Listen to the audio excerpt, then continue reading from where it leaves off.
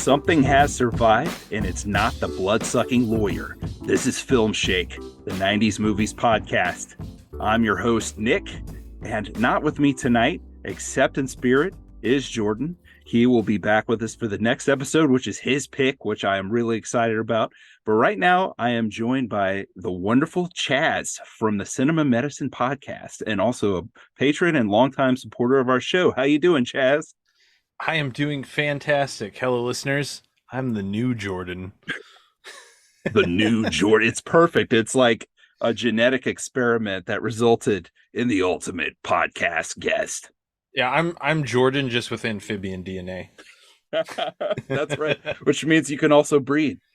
From the 4 little mini Jordans in his household, I know that he can as well. So, Chaz, we're here talking about a big movie for both of us. But first, we got to talk about the Punishment movie, man. It was 1992's The Lost World. So this was your choice as a Punishment film. This movie, I think I only watched it as background noise back in the day. This is directed by Timothy Bond. This was starring John Rhys Davies and Eric McCormack, who you might know from Will and Grace, not from Jungle Adventures, unless you watched this before that. Chaz, how did you first come upon this movie?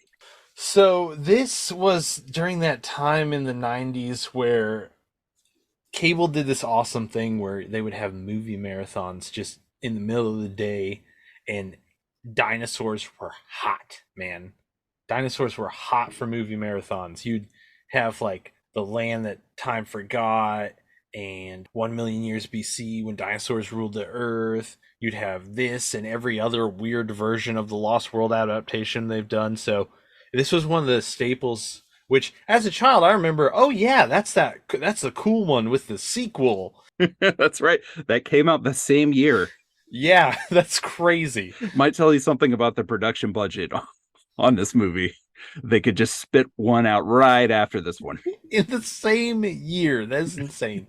Yeah, so this is an adaptation, a very loose adaptation of the Arthur Conan Doyle novel, The Lost World. When I was a kid, I loved Sherlock Holmes. I read every single one that he wrote, all of them. And whenever I found out he wrote this, I jumped right on top of it because, as we're going to talk about in a minute, I love dinosaurs. So this was the best of both worlds. And we'll talk about how you came upon your love of dinosaurs too after this, but we got to get through a quick recap of The Lost World. Could you punish us with this? You're the Punisher in this case. I just remember having this on as background at some point. I thought this was a little older than it was. So this was kind of after like my really crazy dinosaur phase of youth, but not when I was completely out of it. And I think that I put it on TV while I was doing something else, and I kept waiting for the dinosaurs. When are they going to get here?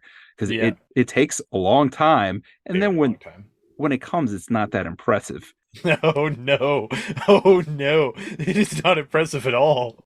And the story here is pretty simple. John Rhys Davies, who's very gregarious here, as he usually is, as the Professor Challenger. In the book, he's known to come to fisticuffs with people he disagrees with, and they do that here. Oh, yeah. I actually did enjoy the scene where he decks Eric McCormack and then dives and hits him, and they go down the stairs. They tumble all the way down the stairs, right to the feet of a police constable. I was with the movie at this point. I was fine with everything that was happening. But then the long, laborious process for them to get to the actual Lost World in Africa, and then for them to get to the dinosaurs, I wasn't so much with. And then once the dinosaurs come on screen, we're talking rubber feet, rubber heads. It makes you really grateful that Jurassic Park came out the next year. No rubber bodies, though. Right. Okay. Not a single dinosaur body in sight. Just feet, a little bit of tail, and a head. That's all the dinosaurs have. That's it. And the first time they show 2 of them and our party comes across them, which you've got John Rhys Davies and Eric McCormack, and you've got another professor, and then David Warner plays Summerlee. Yes, which listeners might remember him from Star Trek VI, The Undiscovered Country. He was Chancellor Gorkin in that with a lot of makeup on. I really enjoy this actor, and he's just kind of here. He's fine. Yeah. He's fine. And then we have 2 female characters. What did you think about them, Chaz? So Malu, the big, tall, like African guide, I guess she is. She's fine. I like her. She's the love interest for Malone, even though the whole point of this story was he had a fiance that he was trying to impress, but they just cut her from the movie. Gone. Gone. The other lady, character's name is Ginny Nielsen. Yes. She replaces Lord John Roxton, one of the best characters in the book, and I hate it. Right. He was my favorite character in the book, so Yeah. I was pretty miffed. And she's fine. She doesn't really do anything other than be like, hey, it's 1912. Women should be allowed on expeditions, and then has no agency after that at all. I think the main reason she's there is every time Eric McCormack makes sweet eyes at Malu, she looks at them and makes sad eyes because she apparently likes him. Oh, Yes. And for the very end of the movie where she wears a dress and everyone faints. They're like, oh my God, this whole time you were beautiful. I can't believe beautiful. You look exactly like you did before. Right. She's basically fully made up in like an archaeologist pantsuit, you know? Yeah. She just puts a dress on. That's all. Oh, I wanted to talk to you about this. Every single one of the costumes looks like it just came out of like plastic packaging and has the fold creases in all of it.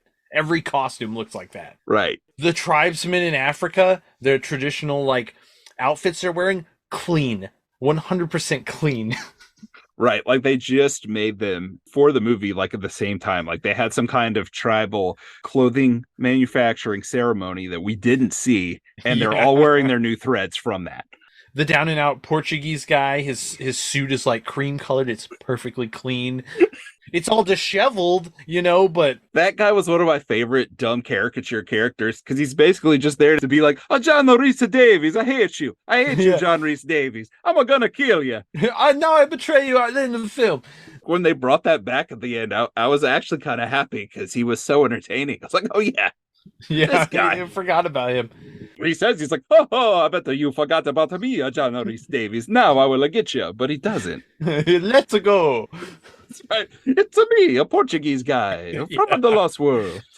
The weird thing about that, too, is that essentially his character betrayed them in the novel like way earlier on, like when they first got on the plateau. Yes. And also, this is taking place in Africa, not in South America like the novel. To be honest with you, I remember that being the number one thing that bothered me. It's like just a really, really like it's got to be exactly like the book person.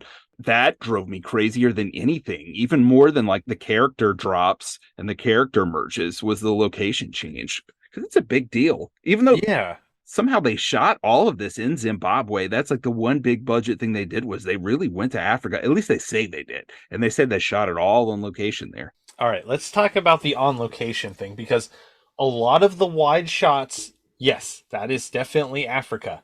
A lot of the close-up scenes are a horribly decorated soundstage. It's like, oh wow, that's a fake plant, that's a fake rock, that's another fake plant. Oh, those are fake dinosaurs, but you know. Right. Well, I guess to defend you and Jordan, I've famously disliked the movie Congo, which everyone apparently loves. I had no idea. I thought this was like a universally loathed movie. Then I'd start a podcast, and lo and behold, everyone loves Congo. Everyone loves it. That's because Congo's the best bad movie ever made. Right. It's for some reason the plants look equally bad there, but it doesn't matter. But it matters here. I think with Congo, like, some is on location, some is soundstage, but when it's on a soundstage, the rest of the production looks good. And this film, no, it does not. Nothing looks good in this film except for John Rhys Davies' beard. Like, how dare you, John Rhys Davies' beard? Come down with the rest of us. His beard is magnificent. It's very nice. Also, we were talking about the character of Ginny. I don't remember where I was looking. Maybe it was on IMDb, where they make a big deal that this is the actress Tamara Gorski's film debut. Like, that's like a big deal. Like, this is a big star. You know what? I went and looked at her IMDb. Okay, she's not a big star. She's in a lot of stuff that I've seen, because I guess she's Canadian and was in the area where they filmed a lot of syndicated shows that I liked back in the day, because she was in... Did you watch Earth Final Conflict? Did you watch that? I don't think so. Okay, I still haven't met anyone else who's watched it. It was this show by Gene Roddenberry. It was kind of like this last idea that he had before death. and it was an okay show. It was a weird show. It had a great theme Mm. song. So she was in that. She was Morgan in Hercules. Okay. And then she was in an Angel episode where she had a key role, though it was kind of a weird character she played. So she did a lot of stuff like that. So I guess if you're just really into like syndicated shows that were filmed mostly in Canada, then she would look really familiar. And you'd be like, oh, Tamara Gorski. That's Wow. her. She's from The Lost World 1992, the American Canadian production. Right. But there's one thing too that I couldn't figure out.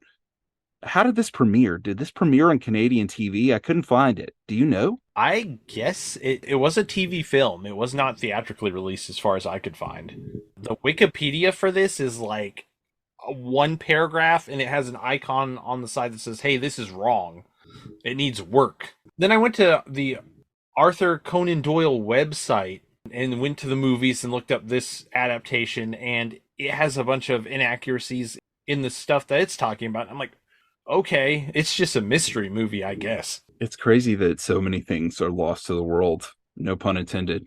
We'll never know. Just like the original Lost World 1925. That's right. Even the most complete version that only, I don't know, 85% complete, like there's still footage that's missing from the original adaptation of it. Man, that kind of stuff always bums me out because I don't know if you're a Doctor Who fan or all, but I really like the second Doctor. But Oh, don't start. You're going to make me uh, cry, man. like most of the world will never see the majority of his episodes because the BBC chucked them all. Yeah, and guess who my favorite Doctor is? Patrick Troughton.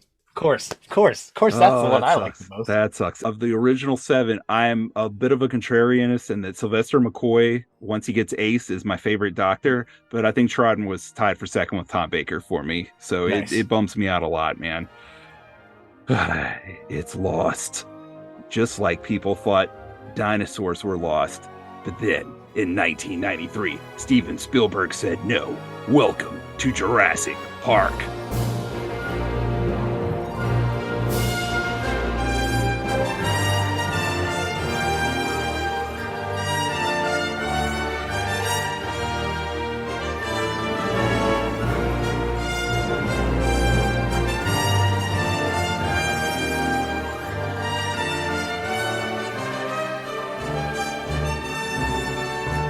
Bum, bum, bum, bum, bum, bum, bum, ba-na-na-na.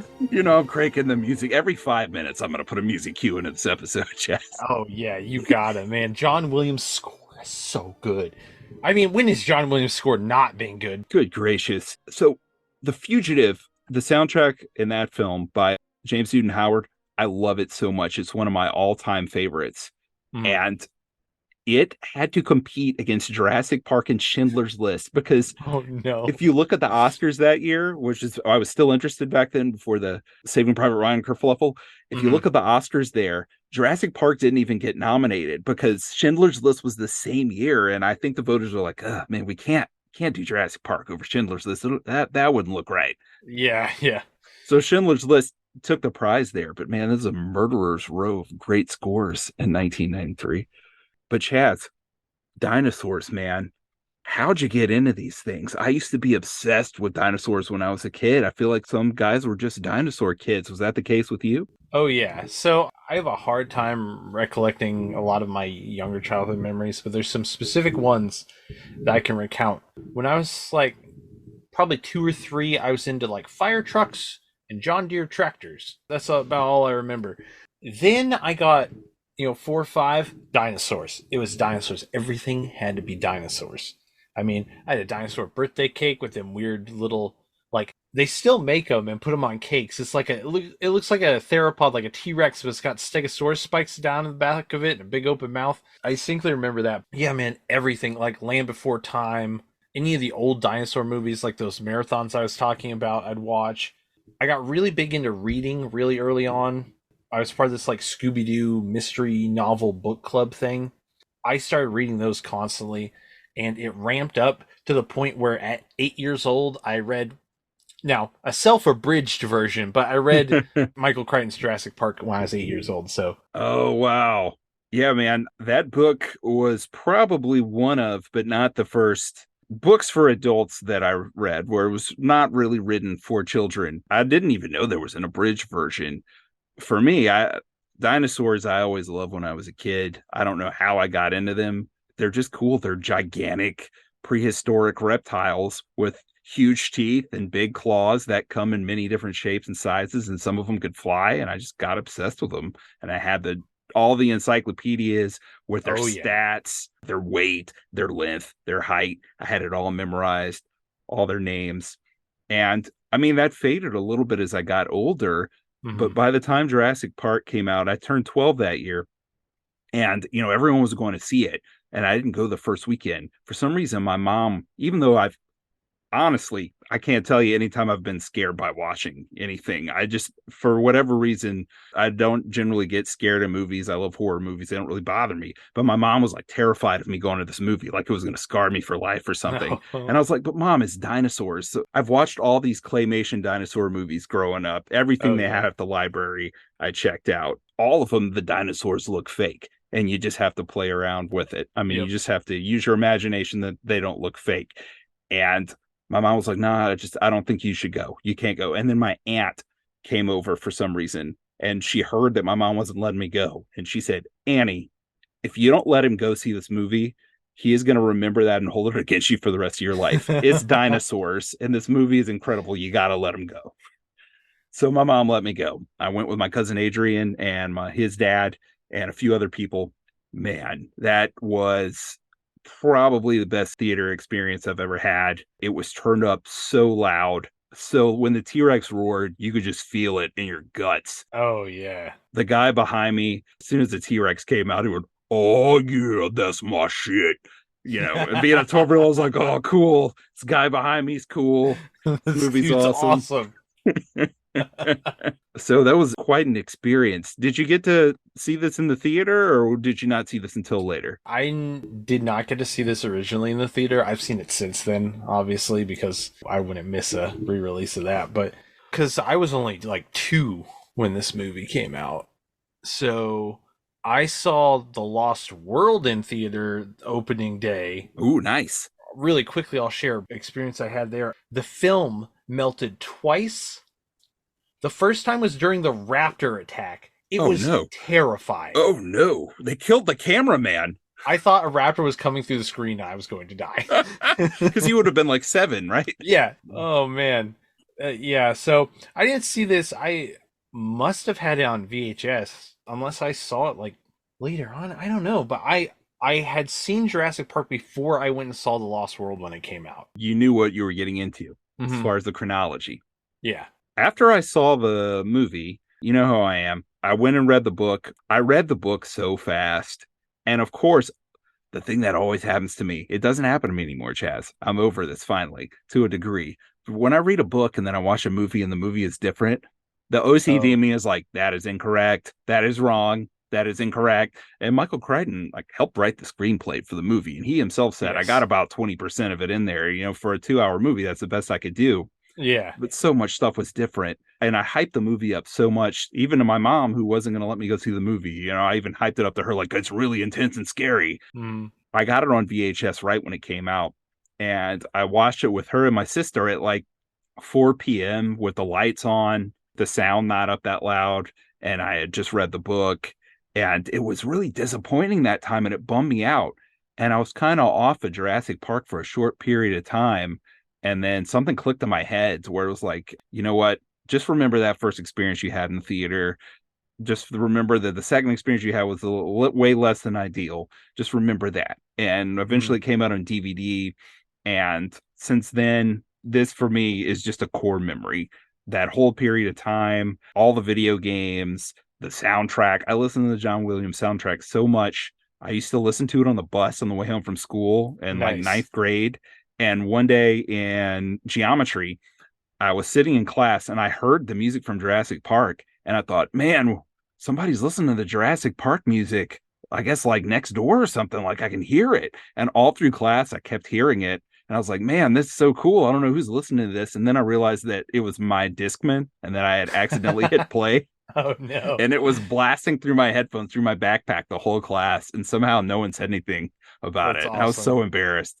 but I loved it, man. And still to this day, I have a few small issues with the movie overall, but just Mhm. the world of Jurassic Park between all the movies and the book and the Lost World book and all the video games, the aesthetic of this is just like built into the very fiber of my being. And I feel like I'm looking at a guy now because we're doing this by Zoom with a Jurassic Park hat and a Jurassic Park shirt, drinking out of a Jurassic Park mug, that it's the same with you. Am I right? Oh, 100%. This franchise is has become my entire personality basically since I was a child.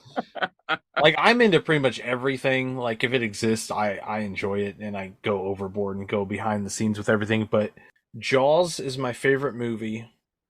Star Wars is like my favorite franchise. Jurassic Park is like my favorite intellectual property. Like Yeah. all of it, the Crichton, the video games, the movies, Camp Cretaceous, a little bit, but just like everything Jurassic Park, all the like spin-off weirdo comics and just everything Jurassic Park has just always been like my like favorite thing. That's awesome. Yeah, and just I don't want to speak for you, but to just give you an idea of what you're getting here, that Jurassic Park Dominion movie that came out last year, which a lot of people really hated. I didn't think it was like the greatest movie, but there are Mhm. so many different kinds of dinosaurs in that movie. I was like, Oh yeah. I like all these dinosaurs, so I'm fine. I flip flopped on Dominion a little bit. I super defended it when it came out because it was just getting bombed reviews. But upon watching it like four times, especially watching the extended edition, which is way better. I don't know. Have you seen the extended I version? still haven't seen it now. Oh, you have to. It re-adds the prologue from the Cretaceous period, even though some of the dinosaurs don't belong there. But whatever. Uh, and it smooths out all of those like really jarring editing issues from the first act, like how it just kept kind of just like jumping in between characters and like not finishing scenes. It violently jumped from one scene to the next. The extended edition finishes that. I like it. I like a lot of the stuff in it. The ending I do not like at all, because it went from five movies saying, hey, if this genetic power is unleashed, also the Crichton books, and these dinosaurs got into the mainland, it's going to ruin the world. Right. And then at the end of this movie, they go, never mind, it's okay. Now they live in harmony. That is the main thing that bugs me about Dominion. That's true. And that's why I haven't watched it since I watched it on Father's Day last year in the movie theater, because I'm scared that's going to happen. I don't like the world movies as much as even the originals. Even Jurassic Park 3 that a lot of people hate, which I'm going to talk about later. I have a soft Mhm. spot for parts of that movie, but I really liked Blue the Raptor, especially in the second Jurassic World movie. I feel like she Mhm. has her own movie within that she's the protagonist of, where she's almost like Bruce Willis in Die Hard, Oh yeah. doing all kinds of badass stuff. And she kind of gets fridged in Dominion. Yeah. Bummed me out because I thought it was going to be like her story this time, because that's really what you want to see in dinosaur movies is the dinosaurs. So that kind of bummed Yeah. me out. It's odd that Rexy, who is the T-Rex from this film that we're talking about, every single Jurassic World movie, she's the hero dinosaur, and I kind of don't like that also. Yeah, they just keep going to the well. Obviously, we don't want to talk about Dominion for a long time in the Mhm. Jurassic Park episode, but see, we just showed you there. I told you that we're biased because we love Jurassic Park and dinosaurs, but we were just both critical. So Yeah. we're also going to be as objective as we possibly can, and that shows we have the capability to do so, Chaz. Oh, don't worry. I have numerous issues with the original Jurassic Park. Okay, good deal. I do too. I do too. Let's dive into it. So this movie was directed by Steven Spielberg. We're jumping straight from Saving Private Ryan to this. So I've just kind of been bathing in Spielberg the last couple months and listening Nice. to so much John Williams. This is based on Crichton's novel, which I was a little worried. I couldn't remember what year it came out, but it is from 1990. So it's a 90s novel, which is great. Mhm. We've talked about the book. And this movie stars Sam Neill, or Sir Sam Neill, I should say. Oh He's been yeah. knighted. Laura Dern, Jeff Goldblum, and do you say Richard Attenborough or Richard Attenborough? I say Attenborough. I hear people say it in a fancy way that my tongue's just not capable of. Yeah, no, I I can't do don't it. try with the fancy Mm. pronunciations if I can help it. And then as the kids here, you've got Ariana Richards as Lex and Joseph Mazzello as Tim. This opening scene, it's basically in the book, and I'm sorry, we're probably going to say in the book a few times. I'll try to not do it as much as I'll pretend Jordan is here scolding me because Jordan hates Yeah. when I say in the book for Oh good yeah. reason. This is a movie podcast. But the movie starts off with a raptor attack. We don't really see much of the raptor. We just see some people trying to load something into a cage, and someone gets pulled into it and killed. Now, in the book, you see the aftermath of that at a hospital. Mhm. You see a lot of different things. But what do you think about this opening scene, Chaz? It begins the cold opening thing that all of the Jurassic Park and World films do, and they're always fun. It's always just a way to jump in before it kind of slows back down. You get a little something at the beginning, and then it slows back down before you see the dinosaurs later on. And this is great. It introduces Muldoon, played by Bob Peck, in his little shorty shorts, his sling hat, his big old Muldoon knee-high socks. This guy is so cool. He is, and it's like you can't do him justice because if you just think of the how you described him, what he's wearing, anyone would look like a nerd except for Bob Peck. For some reason, he looks so awesome. Well, I'll tell you why. It's those legs. You know they always joke about, oh, that guy skipped leg day. Bob Peck never skipped a leg day in his entire life. He could leg press a T-Rex. Oh yeah, and he's holding Spaz 12 shotgun. You know, he's just looking awesome. Camera pans up from the ground up towards him. Oh man, this scene is just cool. Except for, and I know this is part of the plot, but the loading procedure that they use to move this Velociraptor is the stupidest thing I've ever seen in my life. It is logically dumb. I agree. It only makes sense if you want someone to die. Yeah, exactly. They push this cage in. They bring it in on a forklift. They push this cage into the holding pin. Lights change on the holding pin saying that's locked in place. Obviously, they're not very good locks. And they're like, oh, gatekeeper, raise the gate. Joffrey, get up there. So Joffrey Brown climbs up there. Also, the actor's name is Joffrey, which I think is great. That I love when a character's name is the same name as the actor. But this guy climbs up this cage and just starts hand lifting this giant concrete and steel gate. And the raptor runs forward, and boom, this thing that gets knocked back and he gets eaten. It's almost like he asked beforehand, hey, what are we transporting? And someone was just like, it's just some chickens, man. Yeah, it's fine. No Don't big worry, deal. you'll get hazard pay. Your widow will get hazard pay. Yes, Oh. it turns out.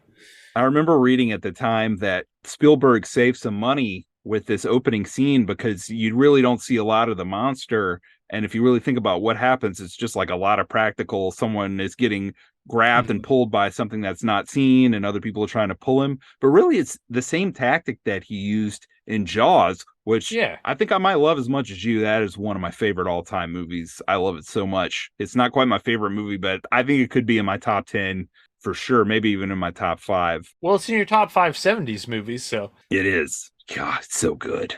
it's fantastic. It works here, I think, just as well as Jaws, where it's like, what just happened? And then the scene's over, and you're kind of just left with that menace. And like you said, you go on to other things. The transition of him going, shoot her, shoot her, the gunfire, and it fades out to Gennaro on that little floating dock is such a good transition. It's like just fantastic filmmaking.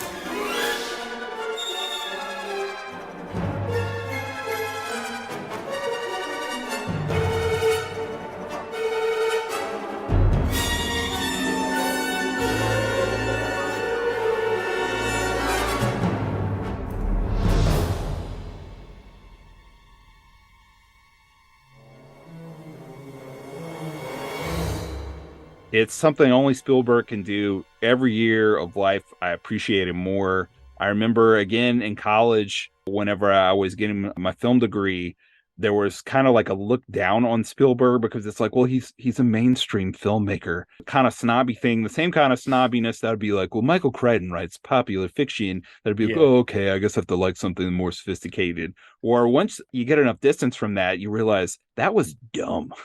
Like, Yeah. Steven Spielberg is probably the greatest filmmaker who ever lived. And Michael Crichton writing the stuff that he wrote, nobody could have done that but him. Oh, no. He is a once in a generation talent for what he did on a literary level, as far as making these really advanced scientific concepts understandable for your average person.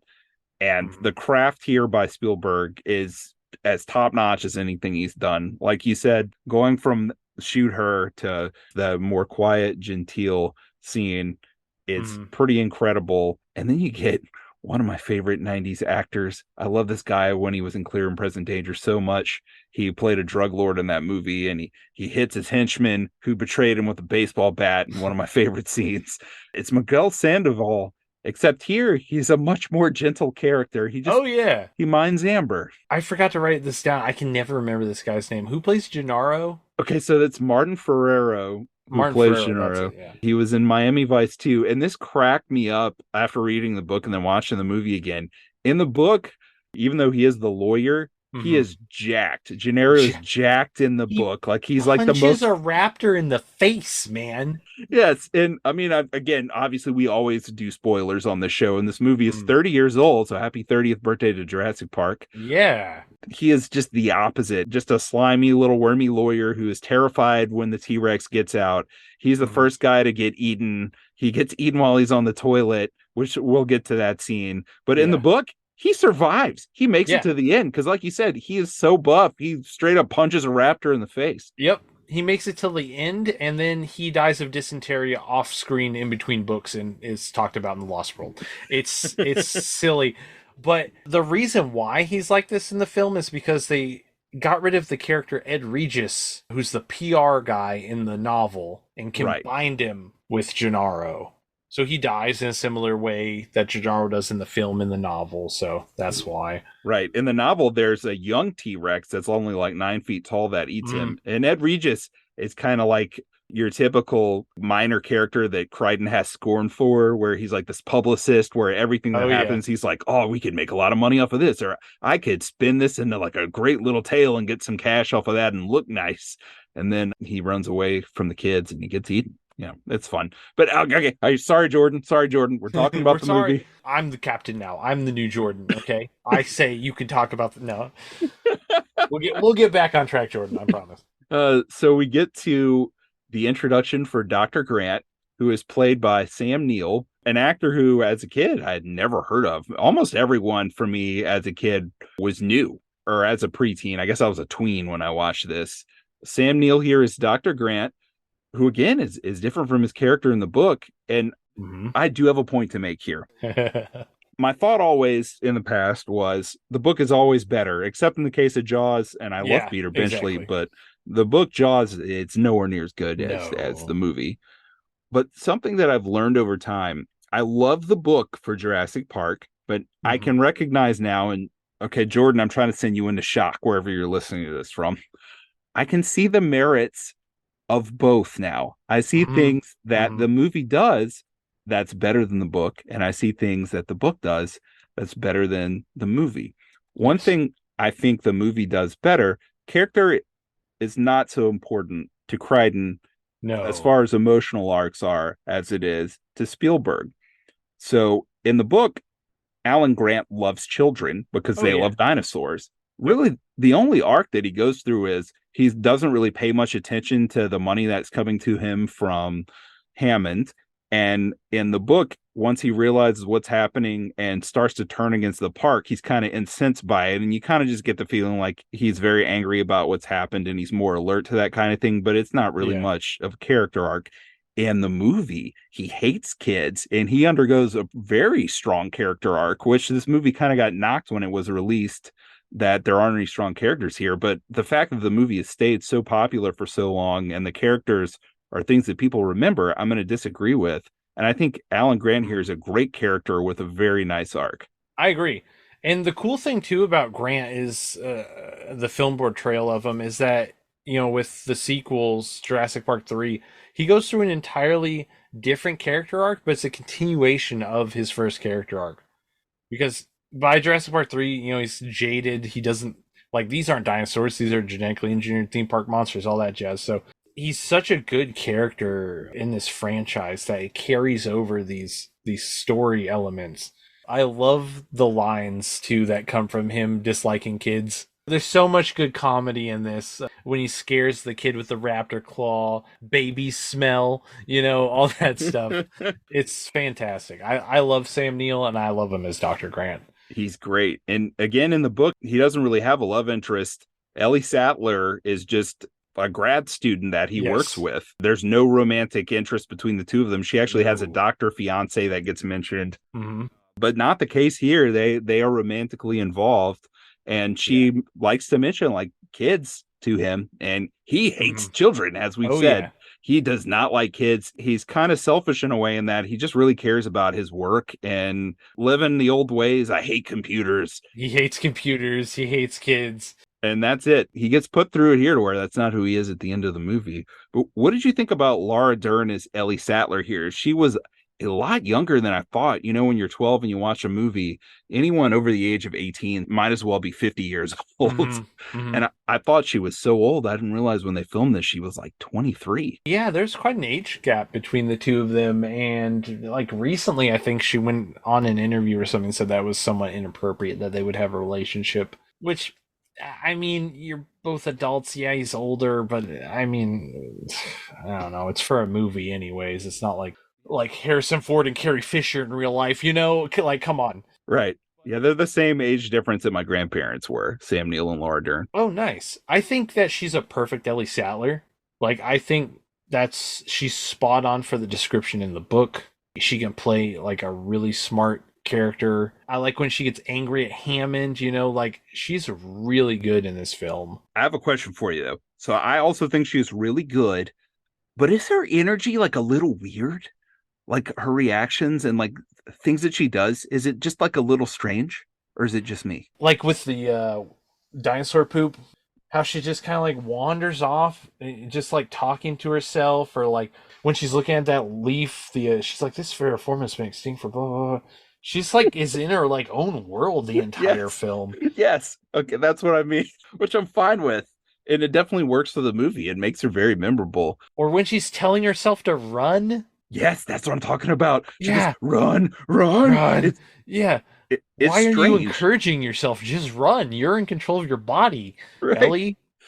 And from all the Blu-ray extras I watched for this movie, I know that Spielberg was letting the actors make a lot of creative choices. He really trusted even the children to do that. So these were choices I think that she probably made herself, and they're weird, but I like them. Yeah, I like him too. Dr. John Hammond, who is their benefactor, he promises them a lot more money if they'll just come to this park that he's worked on.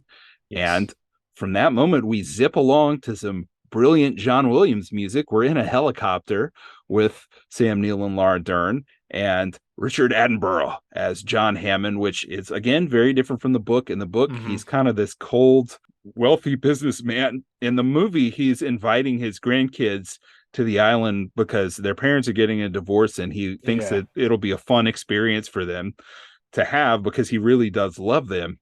In the book, you get the sense that he just brought them there to kind of blunt the judgment of Yeah. the lawyer there so that the park would get approved. There's a line in the novel where he's like, "Those damn kids." He's very cynical in the novel, but in the movie, it's very Walt Disney. Very much, which I think was probably a good change. You do have a villain in Nedry, which we'll get to in a minute, but Mm-hmm. with all the dinosaurs and everything, you didn't really need him to act as villainous as he does in the book, where he's basically just totally callous toward other people's deaths. He just wants the island to open so he can make money, and he dies in the book, Yeah. which I think would be a shock to a lot of people who haven't read it. John Hammond dies, but he gets eaten by compies, and he really has it coming in the book. But here he's just like a jolly old Santa Claus. Didn't Richard Attenborough play Santa Claus in a remake of Miracle on 34th Street? I think so. He's like dinosaur Santa Claus here, man. Yeah. I think Spielberg really thought, despite the fact that there are some scary moments in this movie, kids love dinosaurs and they're going to be coming to this. So why don't I just make this character kind of this generous, very kindly old Mm-hmm. man that kids will feel safe with? And I think that he works perfectly. Yeah, Spielberg made that change. It's funny because it kind of parallels with Crichton too, because Crichton's original transcript for the novel, when he sent it to the publishers, they were like, "No way," and he had to add the children and make it more relating to the children's journey through Jurassic Park. So Spielberg kind of did the same thing, where Jaws is essentially a creature feature horror movie about adults getting eaten. The only child in that gets eaten or traumatized. Yes. So yeah, he definitely Attenborough is a much happier, jolly kind of guy. He loves his grandkids. He just wants everyone to experience the wonder of this park. Right. It's not about making a ton of money for him. It's more about Mm. he has the great scene with Laura Dern that you alluded to earlier, where he's really just wants to bring something real in the world. He had his fake flea circus back in the day. Oh He wants yeah. to do something real that will bring people joy. Unfortunately, isn't what happens. No, unfortunately not. So we have one more person here that we haven't mentioned. Ha ha! The legendary Jeff Goldblum as the legendary Dr. Ian Malcolm. Obviously, Goldblum had done a lot before then, especially The Fly. I think he was very well Oh known yeah. for that. But if someone hadn't heard of him by this point, they had definitely heard of him after this because he leaves quite an impression as the chaos mathematician, Dr. Ian Malcolm, who dresses all in black. Let me All in just tell black. you, Chaz, I started dressing all in black after that. I thought he was so cool. Oh, you were a Malcolm guy, huh? I was, yes. At least whenever I was a preteen. Grant's like me. He's a digger, so I love Malcolm, but I was more a Grant guy. I think I'm more of a Grant guy now too. I Mm. think I grew out of my Malcolm face. I think also I might be jaded just because Malcolm is the loudspeaker for Crichton to spout whatever he wants to talk about in the novels. So Malcolm and me's always just been like, "Oh yeah, okay, Michael, yeah, I get it, I understand." You know, it's funny, and it'll feed into something that Jordan commanded that I do later in the episode. He is totally that, but the older I get, so I've reread this book. You've read it way more than me. I think what would you say, like around 50 times? Yeah, close to 50. Yeah. I think I'm around 5. And the older I get, the more I just enjoy his monologues near the end of the book, where it's just page after page of him Oh yeah. monologuing, just page after page, which I found really boring whenever I was reading it when I was 12. Mm. But I really enjoyed it now.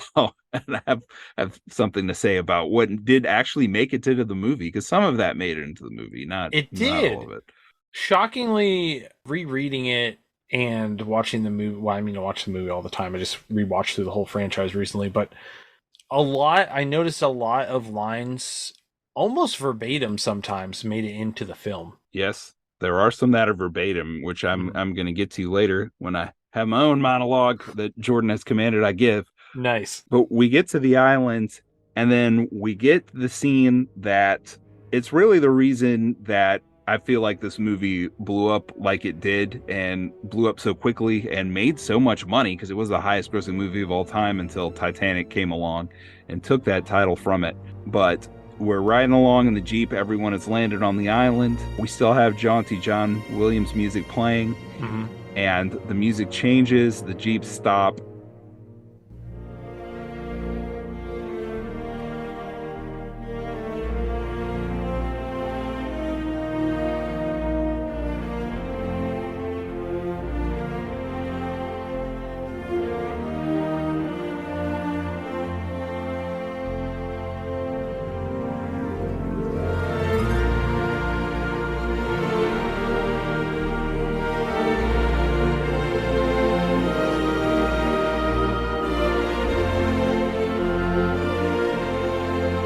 Our characters look off, and there are dinosaurs. There is a brachiosaurus, my favorite change from the book, because I love brachiosauruses way more than brontosauruses, which Oh are yeah. the sauropod in the book.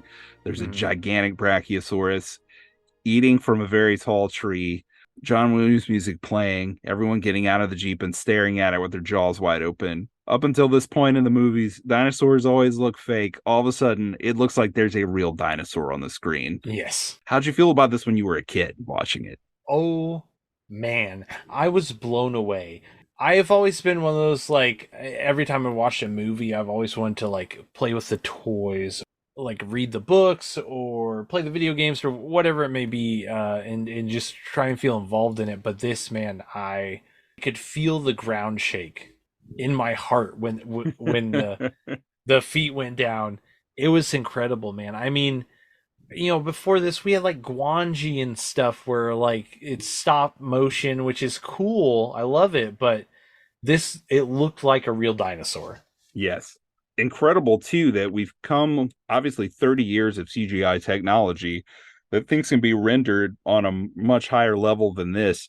But for some reason, the CGI in this movie just feels so tactile. There's a moment near the end of the scene where they've walked very close to the Brachiosaurus and it's standing up on its hind legs and it reaches up and, like you said, it comes down and slams its feet down. But there's Mm-hmm. a shot that's a low shot where they're looking up at it and you just see Dr. Grant's torso and Ellie's torso as they're looking up.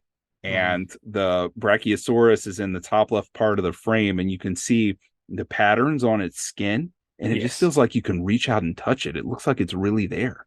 Yeah. Except now, you might get mad at me for this. There's an issue with the Brachiosaurus CGI that always bothers me watching in high def now. Its feet at certain points don't look like they're touching the ground. It doesn't look like it's actually there in high definition. But the patterning on the skin is amazing. I wish it showed more on the film originally.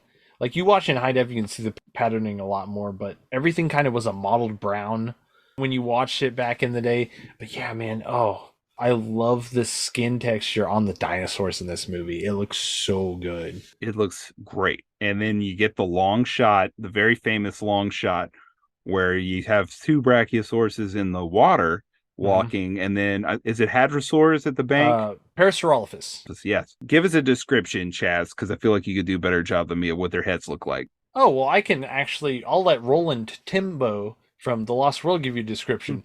The pompadour, the one with the big red horn, Elvis. Yes, there you go. You have the long shot of them drinking with the two Mm-hmm. brachiosauruses in the water, and it just feels so good. And I was thinking about this movie and really the mid 90s cinema. I think with early 90s stuff, especially since Jordan and I have been doing the show and I've been looking at things more year by year, the early 90s are a lot more gritty in a way that obviously they're an extension of the 80s. They Mm-hmm. feel a lot more urban, they feel a lot darker. I feel like this is a moment where cinema kind of opened up. And if you look at movies over the next 3 or 4 years, especially going through 1995, I feel like you have a lot Mm-hmm. more sunshine. Oh, yeah. I feel like the films feel a lot brighter. And I feel like this moment, this shot is what blew the doors wide open on that. I think that's the interesting thing about Spielberg is that every time he makes a new movie, it's some new complete innovation or change in style for the trajectory of film in general. Like he's such a touchstone for filmmakers, especially with the box office success he always has had, that stuff like that just changes the course of film history every time he makes a movie. Yeah, I think you're right. And he's such a genius. I was just marveling in the we have a Saving Private Ryan episode that hasn't released as of this recording, but probably will be by the time you're hearing this because it's the episode that precedes this. Mm-hmm. I watched the extras of that and it really just made me appreciate more his genius because any extra where you watch him on set, he's like a musical conductor. He's telling 100 different people 100 different things. 100 different people are telling him things. He's remembering all of it and redirecting people, and he's having fun and he's being Yeah. nice to everyone around him. And the kids around him are looking at him with awe. And afterwards, saying like he made me feel like I was a part of the creative process, which is insane. Mm-hmm. The guy is amazing, man. He's incredible. I feel like every year I appreciate him more to where if someone said you can only watch one filmmaker's over, I can't say that word right. I can't pronounce words like that. I don't know why I try, but it would be his. And I don't think I'd ever get bored of it. I don't think so either. I mean, he has such a outstanding selection of films from like every genre. I mean, I'd probably pick him too. From Duel all the way to what the Fablemans was his last one. That filmography is incredible. No one else has a filmography like that. It's nuts. Jordan and I were talking. There was a stretch there in the 2010s where I really was starting to get disappointed. Like, God, I don't think he has it anymore. I think it's gone. Mm-hmm. And then, have you seen The Fablemans? I haven't seen that yet. I keep meaning to, but my list of films I need to see is incredibly long. I'll just tell you that movie blew Jordan and I away. That just blew us away. We both loved it. It just feels like vintage Spielberg, and it feels like it decodes all the rest of his movies because it's basically a biographical film about Mm-hmm. his parents' divorce. And I feel like after watching that and going back and watching other movies, it's like a codex for everything to the point where even like Temple of Doom, which I have a huge soft spot for, I've got to Yeah. be in like the top 1% of Temple of Doom fans who are currently living.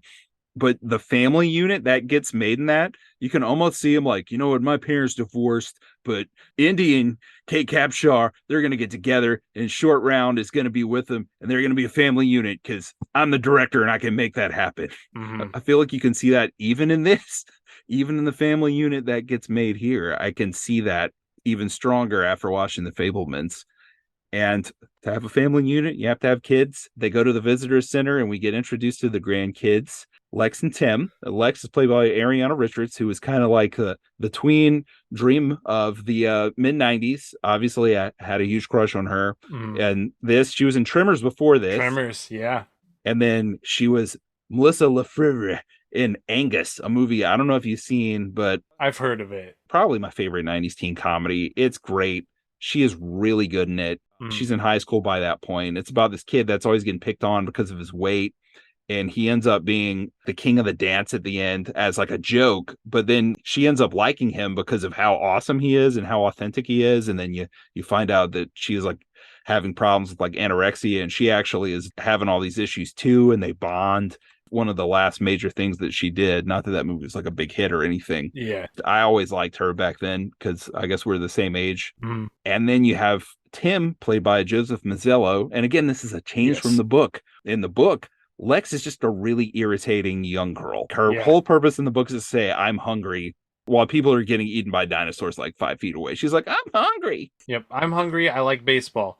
Tim is the one who's the computer guy. He's the dinosaur expert. He's taking care of her. She's always scared. He's the one who's like, nah, Lex, you gotta shut up, like, and do what I say, kind of deal. Right. And then he's looking at Dr. Sattler's legs, and he's like, yes. Everyone, apparently, besides Dr. Grant, is Crichton makes sure to mention that constantly.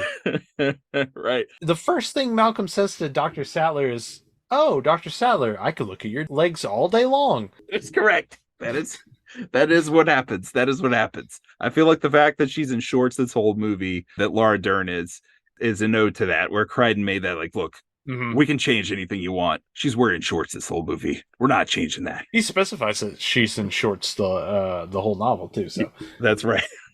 But back to the kids. So they flip them around here to where I find them both equally likable. Now, the Lex character, now she is good at computers and she's the older one.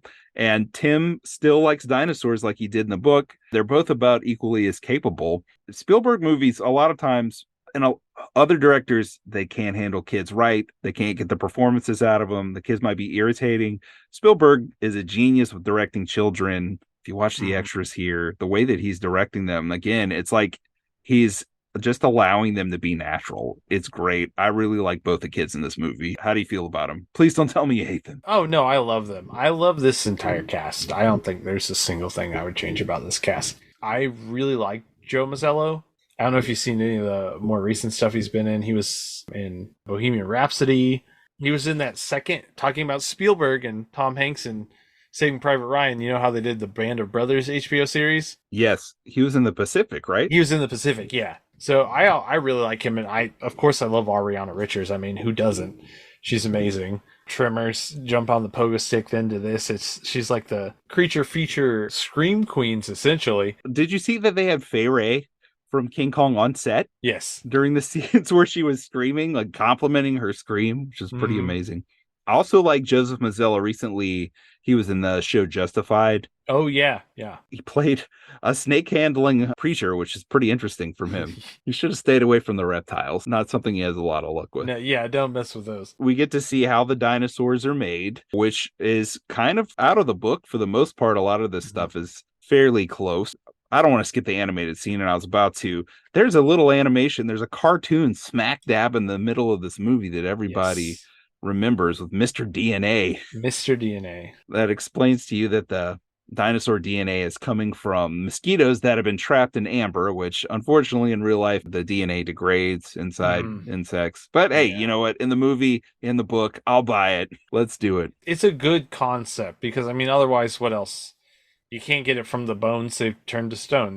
They've calcified and turned into fossils. So that's pretty much like your only option because there aren't living dinosaurs anymore. So I think it's a good way to proposition dinosaurs being cloned. Yes. Crichton and in the film, they go into how they complete these incomplete DNA strands. They fill in the code. It's full of holes. That's where our geneticists take over. Thinking machine supercomputers and virtual reality displays help us break down the strand in minutes. And I love this scene too, this little like carousel of progress. And you get to see this animation, and you get to see the laboratories and stuff. It's really cool. I love all the set design in this film. The like 90s set design, the stone building with all the thatch straw roof on it, and just I could talk about this film and everything about this film forever. So I don't want to keep rambling on because we got to get through this whole thing, but I love this scene, man. Yeah, I love all this stuff, man. Again, it just fits into the world that the movie creates. Again, that it gets extrapolated. You play the video games, and some of them you can go in the visitor center. You can even go on the computers in the visitor center. It just feels like all the world building that's done here is so great. But also, this is when things start going off the rails, because whenever they look and they see the dinosaur egg hatching, they just bust out of the ride that they're on. You know, they just push the thing off and run into the laboratory. And Dr. Hammond's like, great. It's already off the rails. You can't do that. Can they do that? And they just do it.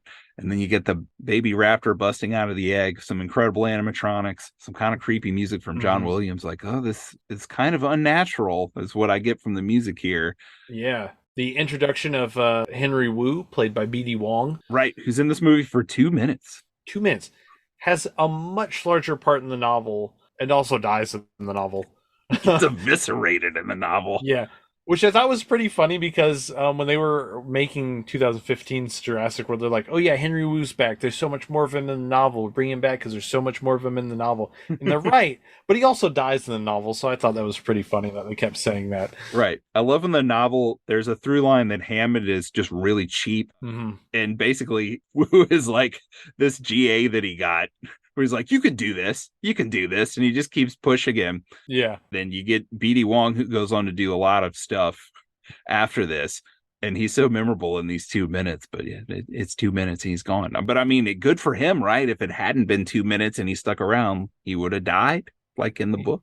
Yeah, I guess so. He was on the marquee even for this film. Like, That's he was right. like, his name was up there with everybody else's, and he's got 2 minutes of screen time. And we move on from the lab. BD's gone forever for the rest of this movie. We can assume that he got on the ship that left because of the approaching storm. And the kids and Malcolm and Ellie and Grant, they go on the tour to see the dinosaurs. And they don't see any dinosaurs to start off with. The tour's kind of a dud. They go to the raptor pen, the raptor holding pen, right before the tour. I skipped that part, Chaz. I'm sorry. Before they get in the cars, they do go to the raptor holding pen. This is before they go eat and argue, and Hammond's like, none of you get it. You're not understanding the wonder of this place. The Chilean sea bass, and the only one I've got on my side is the blood-sucking lawyer. Right. Yes, Gennaro here is just seeing dollar signs when he sees the dinosaurs. But we do get the scene at the raptor pen. Again, this is much different from the book, where there are more raptors, and then we find out way more raptors because they've been breeding and they have nests down on the south part of the island, which is awesome. But we just have 3 because the boss raptor killed all but 2 of the others. And they're vicious, evil, brilliant creatures that Muldoon hates and wishes he could just kill. And we see a cow get lowered down, and they're really messy, wicked eaters. Oh, yeah. All the foliage is shaking around. We, the audience, don't see anything, but the way the facial expressions on all the actors are, you can tell that they're seeing something. There's an interesting little tidbit here where Muldoon is talking to Grant about how fast they can run and their intelligence and stuff.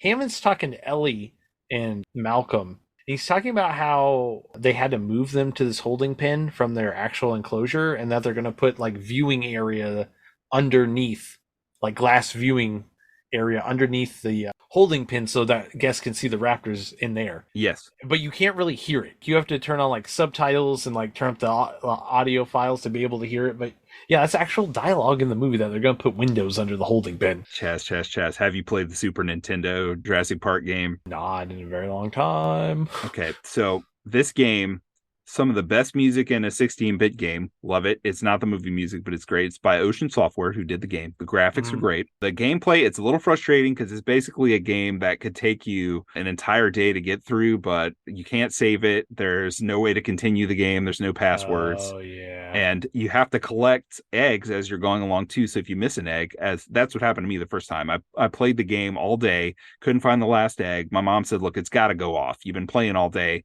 And I said, you can take it away from me for a week, just let me finish playing. And I didn't find the egg, and then I got it taken away for a week. Oh no. Eventually I bought the game in college because I had been borrowing it from a friend that time. I bought it in Mm. college and printed out like an online FAQ, and I beat it. It was so satisfying.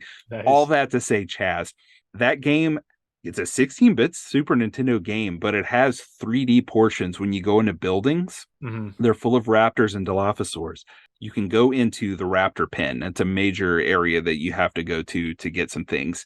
They have the viewing areas, Chaz. They have that he mentioned That's in dialogue. crazy. They're there. That is insane. I think that's because like a lot of these software companies or toy makers and stuff, they always seem to get like early drafts of the script. So like they'll have stuff in it that you're like, oh, that got cut out. But yeah, that was part of it. Like it's really cool. I like that. Yeah, that's gnarly. That maybe that's where they got it from then. I remember playing it and thinking, "Oh, this is so neat. I wish I would have seen this in the movie. This is so cool. What a great idea." And I Hmm. never noticed the dialogue, Chaz, until you just pointed it out. That just makes me love the giant world of Jurassic Park even more. Exactly. Even in Dominion, they were still pulling from the source material. It's an incredible franchise. Yeah, man. JP for life. Yes, agreed.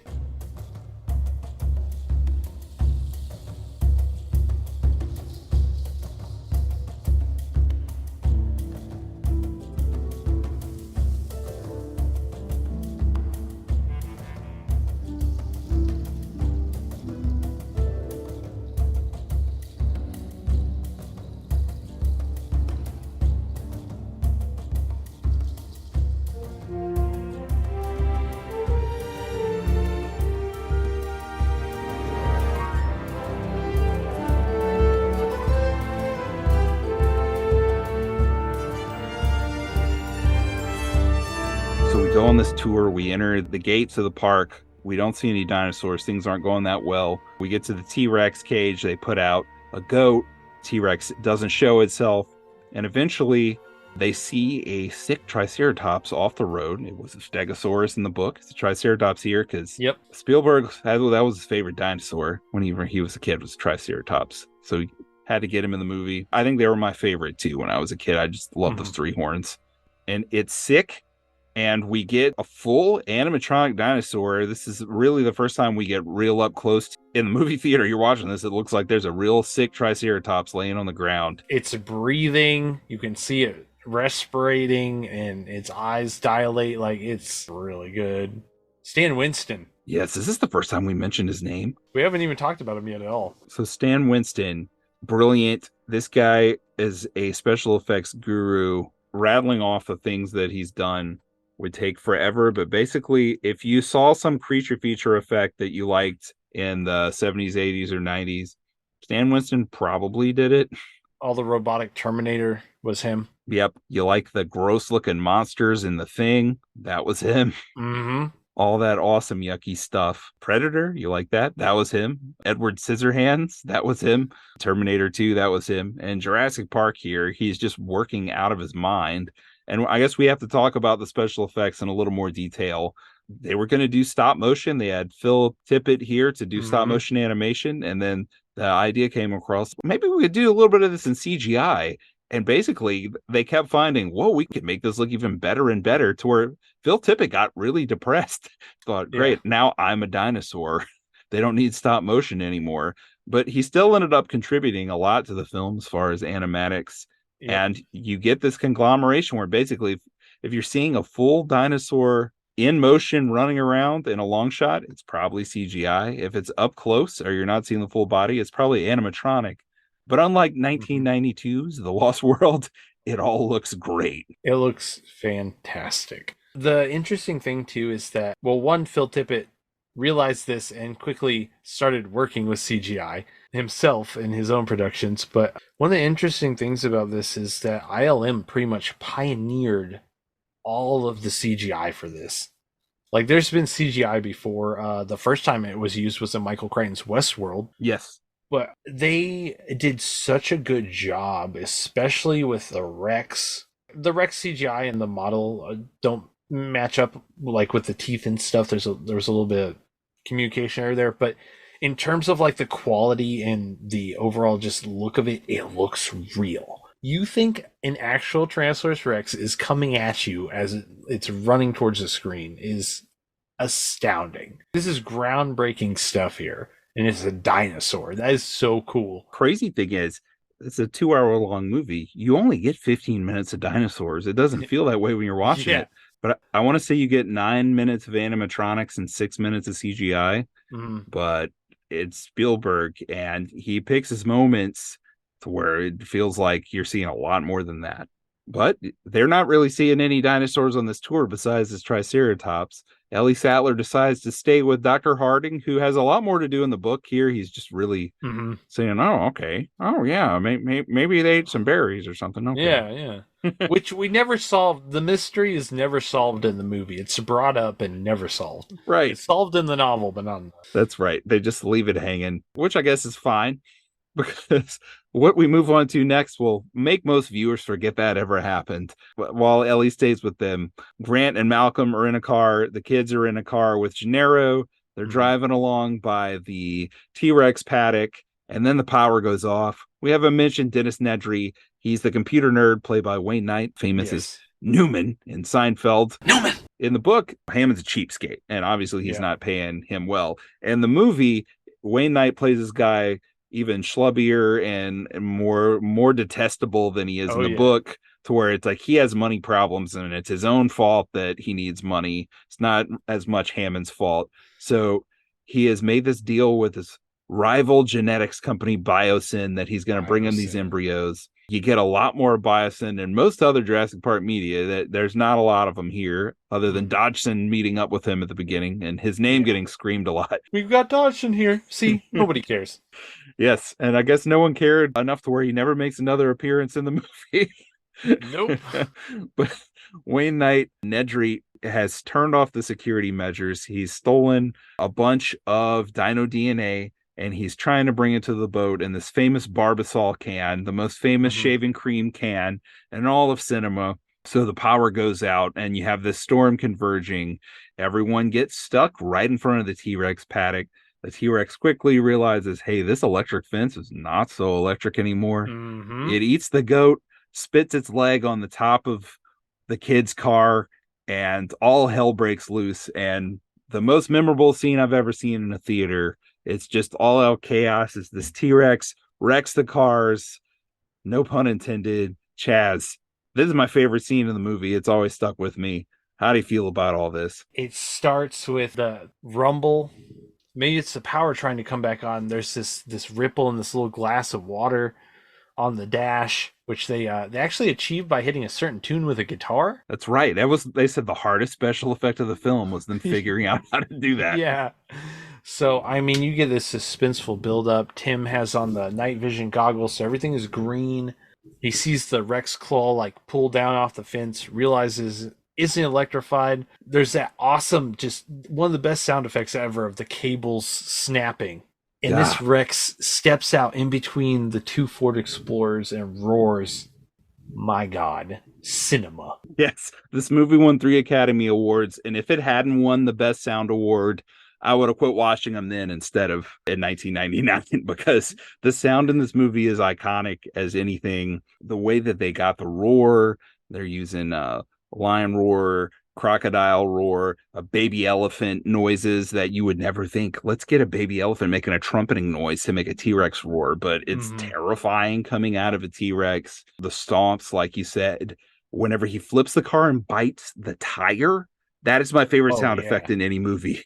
It's such a great little detail. It's really good. But something Spielberg does here, which I think is brilliant, and for some reason this always affects me a lot of movies, even when I was one. You get this from the perspective of the kids more than anything. The kids are in the car that gets trashed and attacked. thinking about kids being in peril like that in a movie now, I don't even know if it would happen. These kids are getting crushed into the mud, they're getting cut up, they're Oh screaming, yeah. they're terrified. It's a really horrific scene where it seems like the kids might just get eaten. I didn't, when I watched this when I was 12, I thought, hey, I think these kids are about to die. Yeah. It's very suspenseful. I mean, Gennaro gets eaten. Malcolm tries to be the hero, which Jeff Goldblum's idea, which is fine. But he gets flung. Gennaro gets eaten. Timmy's trapped in the car with his legs stuck. He's like, maybe he'll even drown in the mud. You don't know what's going on. Lex is screaming, and then that Rex is right there. Oh, it's right there. Grant covers her mouth, and that Rex it exhales, and his hat flies off from the air, exiting the nose of this T Rex. Goosebumps. Like, that thing could just chomp them right then and there. And they were, I think, legitimately terrified of the animatronics because it was a T-Rex sized animatronic that looked and sounded like a T-Rex. That went haywire sometimes. Right, because they got it all wet. Spielberg said, "Oh, we got to make it rain now," which he Yeah. was not originally what he was going to do, and he just sprung that on everyone. Then it's going to rain in the scene now. Let's Mm-hmm. get this robot all wet. That didn't work out so great. Something in this moment that I appreciate more now talked about Grant as a character in his arc in the film. We find out that Malcolm has a bunch of kids and he loves kids and Mm-hmm. he's always looking for the future ex Mrs. Malcolm. Ex We Mrs. find out, Malcolm. Oh yeah, 5 of them. right? And he's flirting with Ellie right in front of Grant and asking if she's available. It's ridiculous. But we know Grant this whole time since the kids have got on the island. It's like someone who hates insects having a cockroach crawl up their arm. Mm-hmm. He does not want to be near them. He can't stand them. But when the kids are in danger, who's the first person to step out of the car and put his life on the line? It's Grant. Mm-hmm. Seems like the kids are about to die. All of a sudden, you hear, "Hey, Grant's standing out there with a road flare in his hand." It's extremely heroic. I find it a lot more moving now, thinking about his arc, where he literally hates children. And here he Yeah. is all of a sudden just his impulse is not to run like Gennaro because Gennaro's like the bad dad, right? He's like, forget you Mm-hmm. kids. He immediately runs and sits on the toilet and hides Yep. from them. But Grant is the hero here. And like you said, Malcolm, he was originally supposed to run away too, but that's not what Jeff Goldblum wanted to do. And it's No. fine. Yeah. It's fine. He did say that he loved kids. So it would make sense then for his character to try to help the kids. Yeah. But he doesn't know about dinosaurs like Grant, so Grant knows I got to stay still, which maybe is not scientifically accurate to what we know now. I think T Rex Yeah. had very good vision, but in the logic of the movie, they can't see if you don't move. And he yells at Malcolm, "Don't move, just throw the flare." But Malcolm runs. Yeah. Yeah. Gets tossed. He gets tore up from the floor up. In the book, he dies. Well, he gets resurrected in the Lost World book, but he Dies. dies eventually from his injuries here. He doesn't die in the movie, though he does get injured to where he can't walk, and for some reason he can't button his shirt anymore from this Yeah. point. This entire thing has just happened for a sexy pose. That's all it is. Spielberg and the extras is talking about how the character he originally wanted him to be like a nerd that was really scared of what was going on. And then Jeff Goldblum just showed up to the set looking like a Greek god. Yep. It's like, well, that's out the window now. We're not going to do that with your character anymore. No one will believe it. Now we have Jeff Goldblum. So if Jeff Goldblum's in a movie, you have Jeff Goldblum in a movie. You don't have a character anymore. Jordan has a huge man crush on Goldblum in this film for some reason. That shot where I think Spielberg maybe did too, because you get a shot later on where the camera kind of zooms out from his chest when he's Yeah. laying all seductively. It's amazing. But here he gets injured. He's out of the film for a while, and Grant and Lex are not really fine. They're going to be traumatized for the rest of their life. But they do get away from Mm-hmm. the T-Rex. But poor Timmy, just like in the book, gets thrown into a tree in the car. You get the big action scene where the T-Rex leaves them alone for a little while, but Tim has to get out of the car, and Yep. then he has to get down the tree before the car crushes him. Pretty thrilling scene. It's a great way to do some practical effects and have some tension and action without having to put dinosaurs into the scene. Yes. Plus, you have John Williams scoring it. So, Man, it's good right then too. It's real good right then. and then Tim is saved, and we have now Grant is stuck in the middle of the park with two children, his worst nightmare, and Ellie.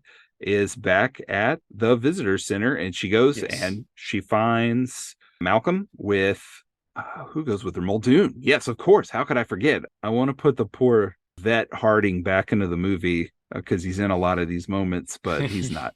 He must have just got on the boat with Wu because he's gone. He just disappears. He's not even there to like sew up Malcolm's leg or anything. The body count is so much higher in the book because people stay on. Yes. So there are all these workers just getting annihilated by velociraptors. There's security guards. There's the ear of someone, just an ear the kids find in the novel.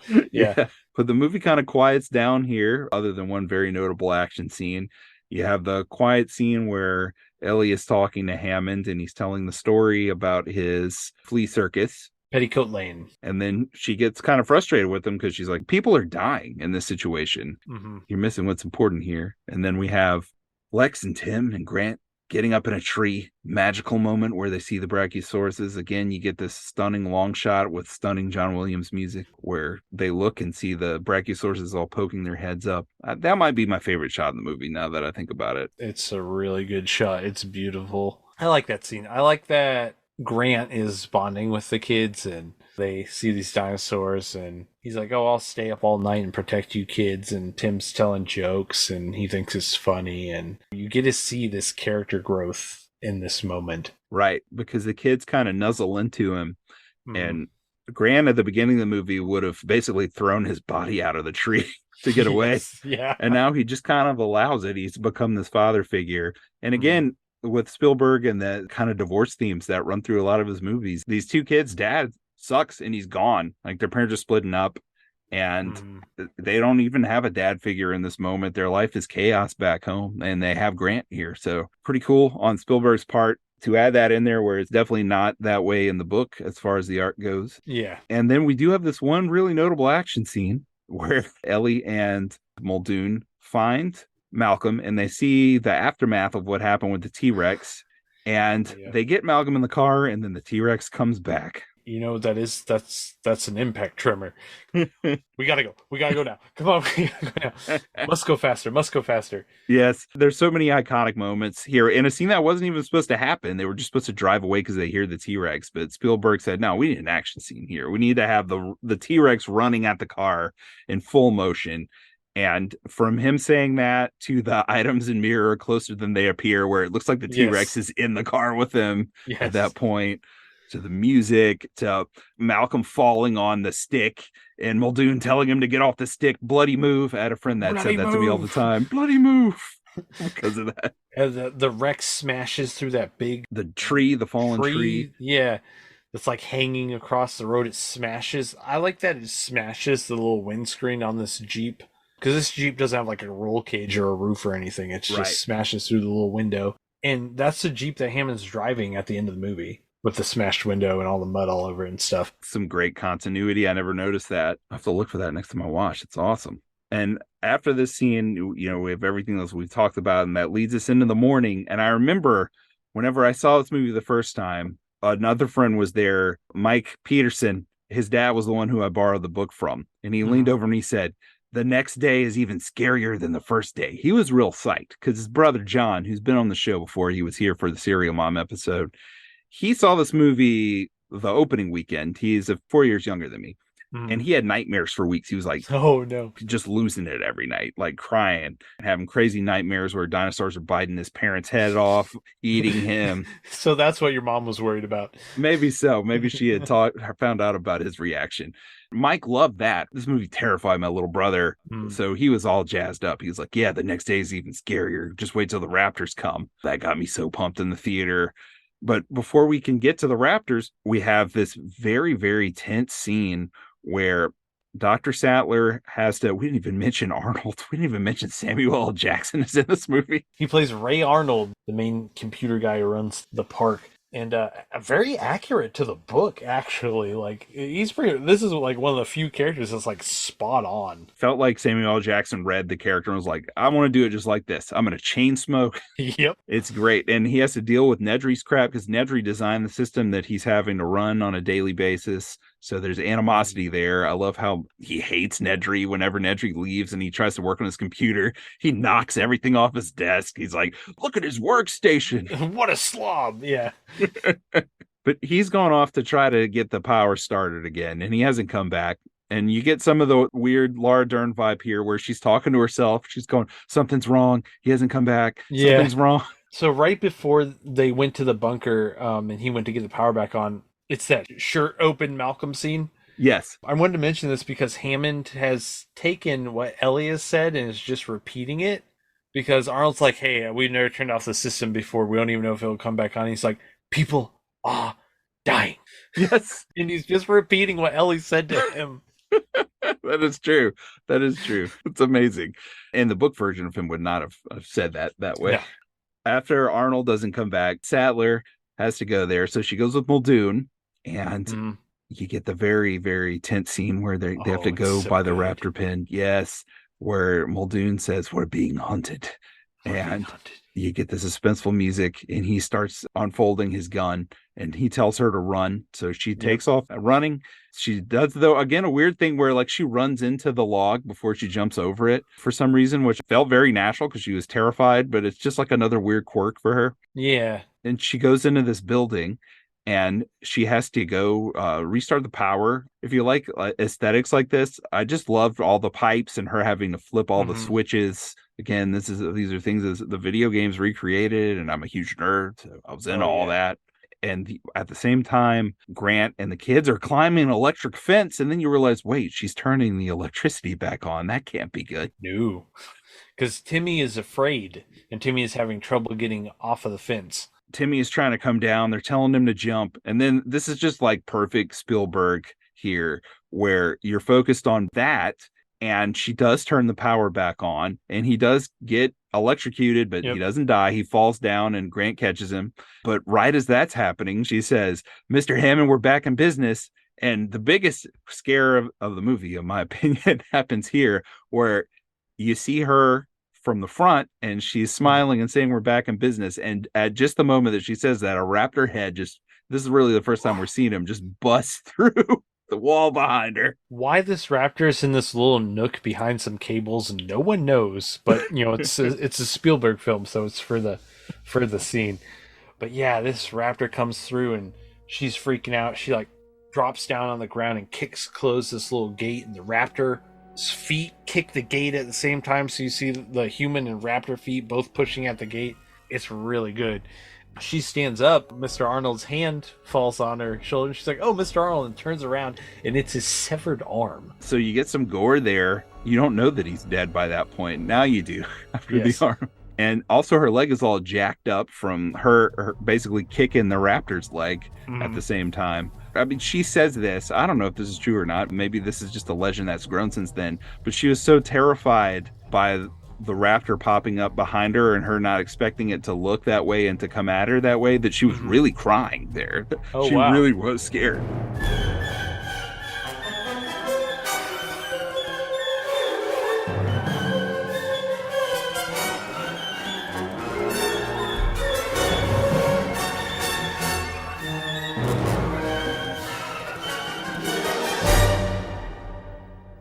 That's awesome. I had a few tidbits I wanted to share about this scene too. So there was originally a leg prop also. Oh. One of the big Jurassic Park collector guys has the actual leg prop. It looks bad then and it looks bad now, but that's why they didn't use it. But Samuel L. Jackson was actually supposed to have a death scene filmed, but because of the hurricane that happened, the actual hurricane that happened in Hawaii when they were filming, he wasn't able to come back and film this death scene. So that's why it's just this kind of little bit with his arm falling down. Oh man, yeah, that did kind of disappoint me later on when I thought about it, though it does give more of an element of surprise that you don't know he's dead when the arm falls.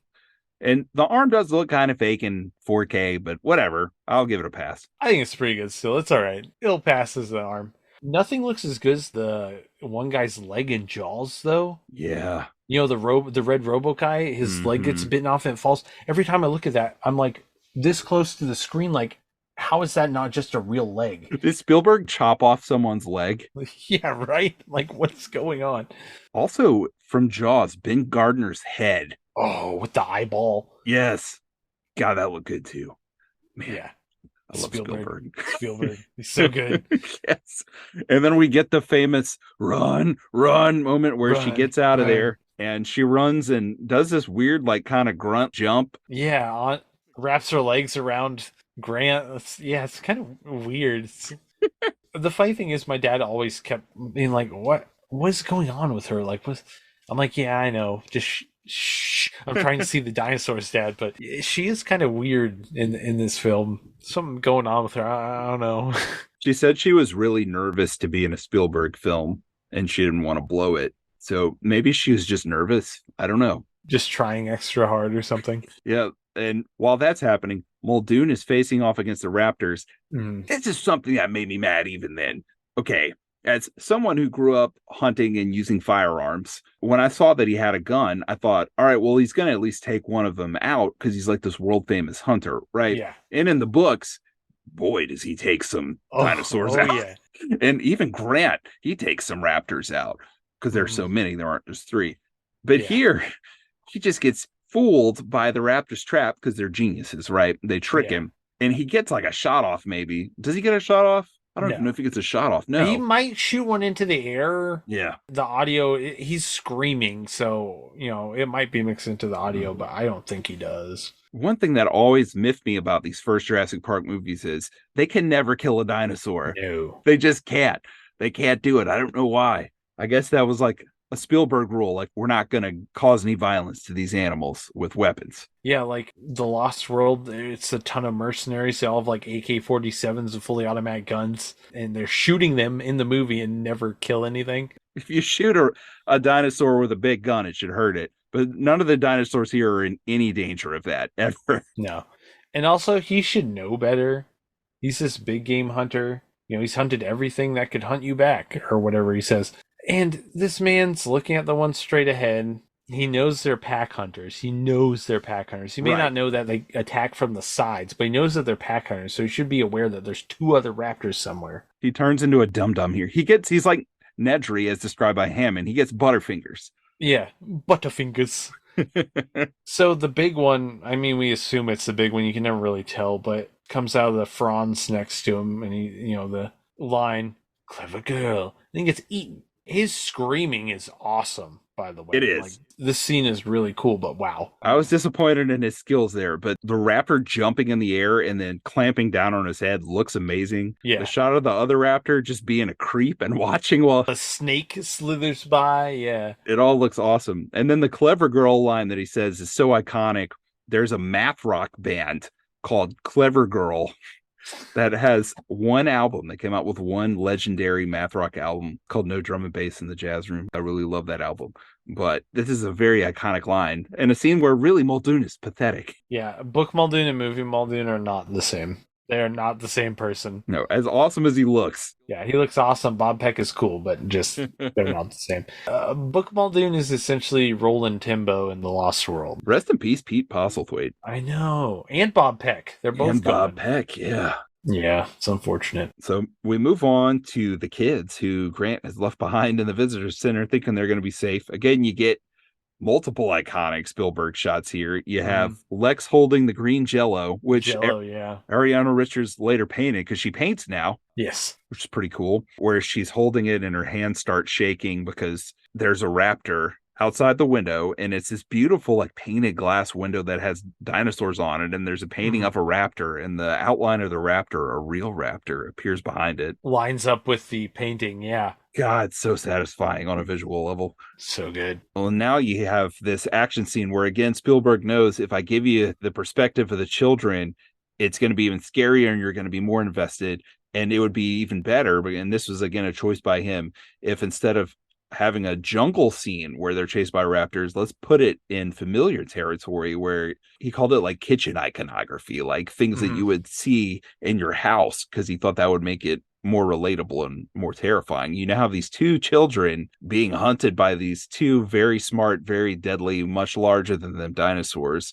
This kitchen scene, again, it's another scene with a lot of iconic imagery. The crazy noises the raptors are making. Where the Rex breakout is yours. I think the kitchen scene might be my favorite scene just because Crichton had this in his book to an extent. Spielberg definitely expanded it. It's incredible. I mean, These raptors, their breath fogs up the little glass window on the door, and it's funny too because it's Grant right before this is like talking to Ellie, and it's like, well, one is trapped unless they learn how to open doors, and lo and behold, here comes this raptor opening the kitchen door. Hard cut to the door being opened by a very real looking raptor hand with very creepy Yes. John Williams music because he goes all out on the terror factor with their music. Oh It's this yeah. very Oh, dissonant, creepy strings. any of the raptor stuff has fantastic score to it. So yeah, they're hiding, and Tim's like, "Oh, it's a velociraptor. Like, he's the dinosaur. He's got dinosaurs on the brain.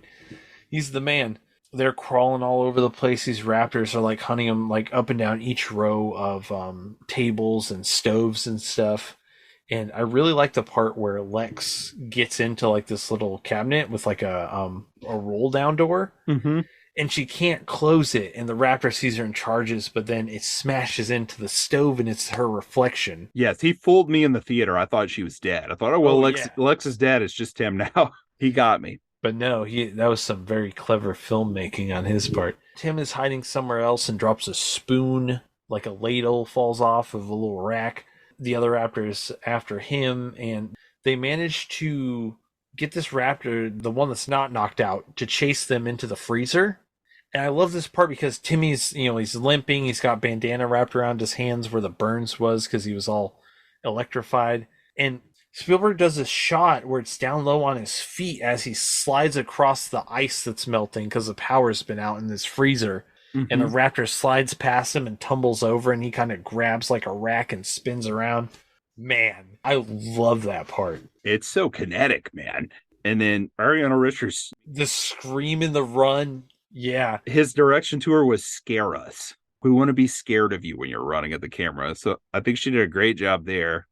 They lock the raptor up. Hey, that's straight from the book. Even the point of like the latch, where it's like, God, you got to put the latch in to the Mm-hmm. freezer door so he can't get out. And then we have really the climax of the film where Grant and Sattler meet up with the kids. They're Mm-hmm. trying to turn the security systems back on. They have to communicate with the mainland, right? Because this is where the Yeah. helicopters get called.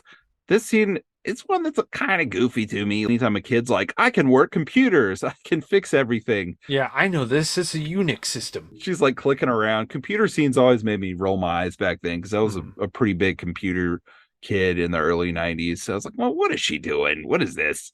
No system actually looked like that, but it Right. looks cool. I like it. It does look cool. I love all the boxes. It's very satisfying when she's clicking in the little Yeah. boxes. Grant is trying to hold the door. Sattler's trying to hold the door. The Raptors are Mm-hmm. trying to get in. They're opening the door.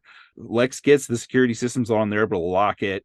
And then they're like, oh, wait, it's going to come through the glass. You get, again, some great Spielberg where Hammond is listening on the phone as this is happening in a room that his grandchildren are in. So he is freaking out. He screams because he is, Grant! yeah, it's so good.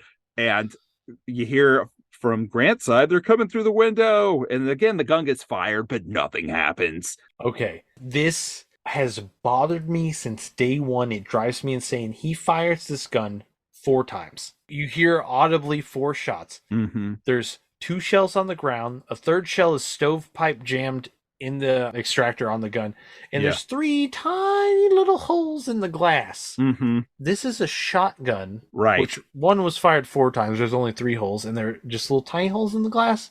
That might just me being kind of a little bit of a gun nerd, but it's always bothered me because it's like there's some continuity errors here in this scene that don't really line up. When I was watching it then, it bothered me on multiple levels because, first of all, I was thinking you didn't do any damage to them and you shot 4 times. Like they're big raptors. You should be able to hit them even if you don't Yeah. use guns much.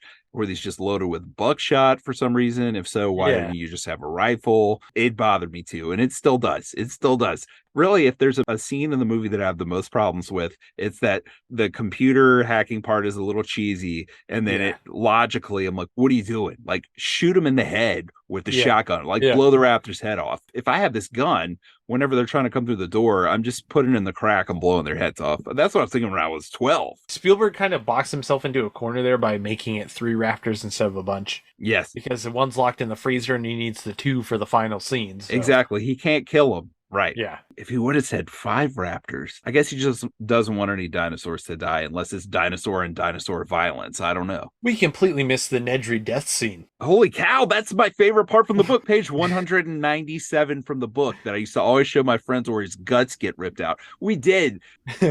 Wayne Knight gets killed by a Dilophosaurus, which is a completely fictional thing on Crichton's part that a Dilophosaurus can spit. Yeah, and then an even more fictional take on it from Spielberg's part with the weird frilled lizard thing that Right. rattles.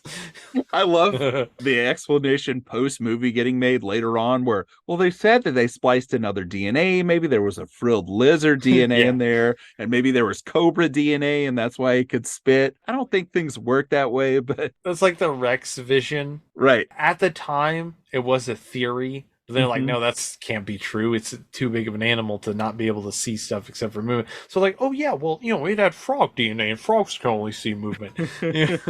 Right. So yeah, that not all the dinosaurs are factually accurate, but hey, it's Jurassic Park. It's all right. Give it a pass. Yeah, the Dilophosaurus spits on Nedry's face. He's run off the road in the Jeep that he stole. He's wrecked. He's in the rain. He's trying to tie his Jeep to a tree so that he can pull it out. It's pretty clear that even if there was no dinosaur, I'm not so sure if he could have gotten himself out of the situation. He would have got found out and the embryos would have went bad. Exactly. He's like, my glasses. I can't see without my glasses. Yeah, I can afford new glasses. Like he's just an idiot. It's so dumb. He never really was able to shed that Newman persona because really him in anything that then, like in Space Jam, I'm like, no, it's Newman. Yeah. Get out of here. Dunk on his head, Michael Jordan. He ends up getting spit in his eye. And I like how they do this too, because at first it's like, oh, it's a nice little dinosaur. You do hear about what Dilophosaurus can do, but it just looks like a cute little dinosaur. Like somehow, again, there's a little logic break here too, where it spits in his eye and it's behind him. He's running away and he gets to the car and it's in the car waiting for him already somehow. Get teleported to the car. There's a thought that maybe it's another Dilophosaur because there's supposed to be multiples of them. Right, true. One way I thought you could explain is that he kind of bumps his head after he's been blinded, and we don't know how long he's laid on the ground for. Yeah. It is weird that it didn't just eat him there. It went into the car instead. It's just more Spielberg, Right. It does look really cool. Yeah, it's through the fogged up windows of the Jeep, and it's awesome. His scream is great. A lot of good screams in this movie, actually. I think he casted the movie on screams. Fast forward back to where we were. But wait, the can. Sequel bait. Right. All the mud falling on it. I remember that was all the talk afterwards. What's going to happen with it being buried under the mud? And I remember getting like violent playground arguments where I was like, the embryos are going to go bad. It's only good for 36 hours. Yeah. It doesn't matter what happens. And they're like, no, someone else might have found them and then they'll use them in the next movie. Yeah. And it's like, well, all the dinosaurs on the island are still alive, but except for the velociraptors at the end of the movie. Well, one of the raptors is still alive. Jurassic Park, the game, the Telltale game, does that whole scenario where somebody goes to try and get the Barbasol can. Okay, cool. It was originally Spielberg's setup for a sequel in case he wanted to do one, because he kind of convinced Crichton to write The Lost World. Crichton wasn't intending on doing that. Right. All right. So yeah, fast forward back to the end of the movie. The raptors have chased Grant and Ellie up to the ceiling with the children. They're crawling on ceiling tiles. You get the raptor jumping up, knocking the tile out, and Lex falling down. That great shot there. Lex's stunt double. Lex's stunt double with yes, Ariana Richards' face digitally placed there, which yep, looks pretty good for 1993. It was a pretty good shot. They get out of there, get out into the visitor center lobby. I mean, again, the production design, once you see this lobby once, it's seared in your mind forever. Yeah. You have the dinosaur bones hanging from the ceiling with when dinosaurs ruled the earth banner hanging there. They jump on the bones. The raptors jump on the bones. This was supposed to be the ending where the raptors get gored on the bones, which is not very satisfying. Skeletons break. They all fall to the ground. Yep. They get cornered. Here you have the final moment of Grant's growth, which I've only noticed recently here, where at the beginning he's like, I don't care about kids. I just care about my research. And here he makes a shield so that it's both raptors on either side. He buffs up and puts his hands out, and Ellie and the two kids get behind him like he is our protector. And it's like the full completion of his arc, which is, I think, pretty brilliant by Spielberg. It looks like there's no way out. And then we get the Deus Ex Rex. Yeah, Who bust in? the theme song starts playing and just an incredible actually dinosaur fight scene which we hadn't had in this film. That was a staple of classic dinosaur movies. Right. Even Yeah. when they were trying to eat people, there was always at least one dinosaur fight scene. So it's really cool because the Rex just grabs one raptor and it's just like, you're dead, brah. Yep. And the other one jumps on her and jumps on Rexy and scars her up. And the scars carry on to Jurassic World. She has them in Jurassic World, those raptor scars. Yeah, that raptor messed her up. The way she dispatches this one by grabbing its tail and then just slinging it into the Rex skeleton. And then she roars. When dinosaurs rule the earth, Bandler falls down while she's roaring. I mean, has there ever been a better moment in cinema? Really, honestly, has there?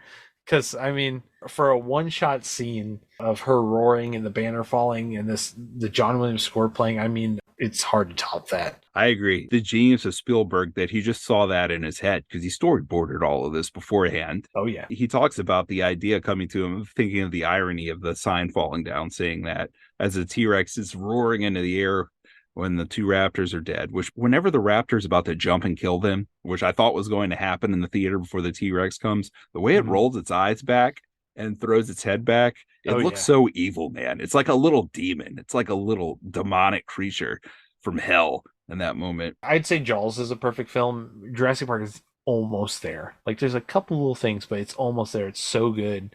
It's another tour de force from Spielberg. And I mean, the ending of this film, after the Rex comes in, it's roaring, they all run out. They jump into the little gas-powered Jeep, and after careful consideration, I've decided not to endorse your park. And Hammond says, so have I. And they drive to the helicopter, and the helicopter takes off, and Grant's got his arm around the kids. The kids are sleeping, and Ellie smiles at him. He smiles back, and he looks out, and it's just this beautiful scene of pelicans flying over the water, and this John Williams score just swelling. And my podcast is about mental health and how movies have helped people get through hard times and some of their favorite movies. And the endorphin high I get off of this movie is like nothing else by the time it's over. It feels so good there at the end. The font that they made for the movie, the Jurassic Park font that comes on the screen that has like the orange and yellow tinted letters. It's like pure dopamine. It's really hard not to watch the full credits for this movie and just listen to the score, because even the score at the end credits kind of tell a story to where if you listen all the way through, they have a very kind of ominous, dark tone at the end, which I love. Yeah, man. What would your score for this movie be? Unlike some people, I'm not going to say who, I do out of 5 stars, like the letterbox rating. Like Jordan does. Yeah, like Jordan does, a more sensible person who likes Congo. I gave it 5 stars out of 5. Gotcha. Very, very solid 9 out of 10 for me on my 10 scale. I have issues with it. I keep it from perfection. Like I would definitely give Jaws a 10, but man, it's just so good. It gets better every time I watch it, which I was scared, on that second viewing when I was still a tween, watching it out of the theater. Like, what if that was just like a freak experience in the theater and I'm not going to ever enjoy this again? And that hasn't been the case. I think every time I've watched it since then, I've liked it more. Like, again, this is a part of the fabric of my life. I love this movie, man. Oh, yeah. Isn't that always a fear, too? Because I've had it before where I've watched a film for the first time and then I go back and watch it years later. I'm like, oh, this is actually not good. I thought this was good. This is not good. Yeah. But luckily Jurassic Park is. What are your main problems that keep it from being a 10? When I give movies a 10, I have to say, like, if I gave this a 10 and I gave this a 10, they've got to be equal. I'm like pretty tough handing that out. It's like a movie like Jaws that I give a 10 to.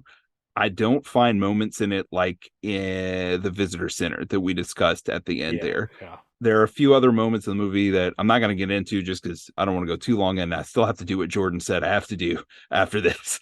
But there are just a few things like that hold it back from perfection for me. But there's not much. It's an easy 9. I get that. I'm so inundated with Jurassic everything that I can't not give the original film a 5 star. I understand. I'm a Star Wars prequel apologist, so. Oh yeah, me too. Oh yeah. Prequels, baby. Yes, sir. Well, look, Jordan said 2 things I had to do. I'll do the serious one first and then the not so serious one second. The serious one is, he said, look, you got to give a nihilistic rant on chaos theory, Nick. You have to. If I'm not there, this has to happen. You must. Yeah. And I wasn't originally planning on doing it, but then when he said that, I was like, okay, well, I guess I have to do it. And we didn't really talk about chaos theory. Mm, It doesn't come up a lot in the actual movie, no. whereas in the book, you can tell this is one of Crichton's main interests. I mean, Oh yeah. between chapters, he has a picture of a fractal, right? That's Yeah, the fractal curve. Yeah, yeah. every chapter. But even in the display that he gives Ellie in the movie, where he's just like, give me your hand, it's more of a come on, right? Like, yeah, this is real sexy, right? Imperfections in the skin. Right. The point he's just showing her in the movie is if I put this drop of water on your hand multiple times, it's going to run off in different directions every time because of the minor imperfections. And then he goes into the thing about the butterfly flapping its wings, peaking, and that changing the weather like thousands of miles away. And that's really all he says. But in the book, I'm sorry to say in the book, Jordan, because you assigned me to do this. In the book, to me, the important part is that he's saying, okay, but once this gets to the edge of your hand, it runs off really quickly and then it falls off. Chaos theory, as relates to this movie, is that initial conditions, things might look okay, but the minor imperfections in your initial conditions are eventually going to reach a crisis point where they're no longer going to be minor and they're going to destroy your endeavor. So that the water, when it gets to the edge of your hand, it's basically saying like it's speeding up, and that once things have gone off course, eventually they're going to accelerate to a rate that can't be stopped. Yeah. Which is how chaos theory applies to Jurassic Park, why he says this is never going to work in the book. Like, you can't make this work. Whatever small issues you have for what you're doing here, it's just not going to work. Eventually, it's going to be a big issue, and the dinosaurs are going to bust out and kill everybody. The thing, too, about the book is that Spielberg briefly mentions it in the film, but the main concern is that dinosaurs are breeding and that Jurassic Park staff haven't come up with fail safes and good plans for this. So Malcolm's like, hey, this is all going to come crumbling down. You think you're so sure, but inherently in chaos, that's never true. Exactly. And in the book, like we said, there are a lot more dinosaurs. They've been breeding, the raptors especially have been breeding like crazy, and they want to migrate. They get on a boat and they're getting off the island, multiple species of dinosaurs, including the compies, which we don't get in this movie. We get in The Lost World. Yeah. They've gotten off the island already, to where in the book, the island gets destroyed. It gets bombed to hell. Yeah. Which almost cost me a friendship, because I'm probably a level that, I don't know, some people might say is not healthy, but it's just who I am. Honesty is very key for me. The truth is the most important thing. I don't like when people lie. I can't really tell a lie. One of my best friends gave a book report on Jurassic Park in the 8th grade. And at the end, he said, and then they got in the helicopter and flew away and left the dinosaurs. And I said in front of the whole class, no, that's wrong. They bombed the island. And he was like, no, Nick, they flew off in a helicopter. No, what are you doing? I was like, you didn't read the book. You didn't read the book, Aaron Krzyzak. You didn't read the book. And he was like, what the hell are you doing, Nick? You're going to make me fail. Even the teacher felt bad for him. It was like, Nick, maybe you read a different version than he did. And I was like, I didn't. There's only one version. And then, unless he read the novelization of the movie, the island gets blown up. And he didn't. He said by Michael Crichton. So he's lying. He didn't read it. And he was still friends with me for some reason after that. So hey, I call him out too if he misspoke on Crichton like that. I don't believe that sort of nonsense. That drove me crazy. All that to say, all the stuff that's in the book, not a lot of it makes it to the movie in Chaos Theory, but some of it does. So I'm going to quote this. This went in a different direction than I thought I would whenever I tried to make a nihilistic rant about Chaos Theory. So here we go. First of all, we know Michael Crichton wrote Jurassic Park because of his distrust of scientism, which is an exaggerated trust in the efficacy of the methods of natural science applied to all areas of investigation, including realms like philosophy. The mouthpiece for this in the book is obviously Ian Malcolm, who gives pages of philosophical monologue late in the book. But the film actually does include a small amount of his philosophical dialogue, and it's in the scene that he has with Hammond, where he's arguing with him.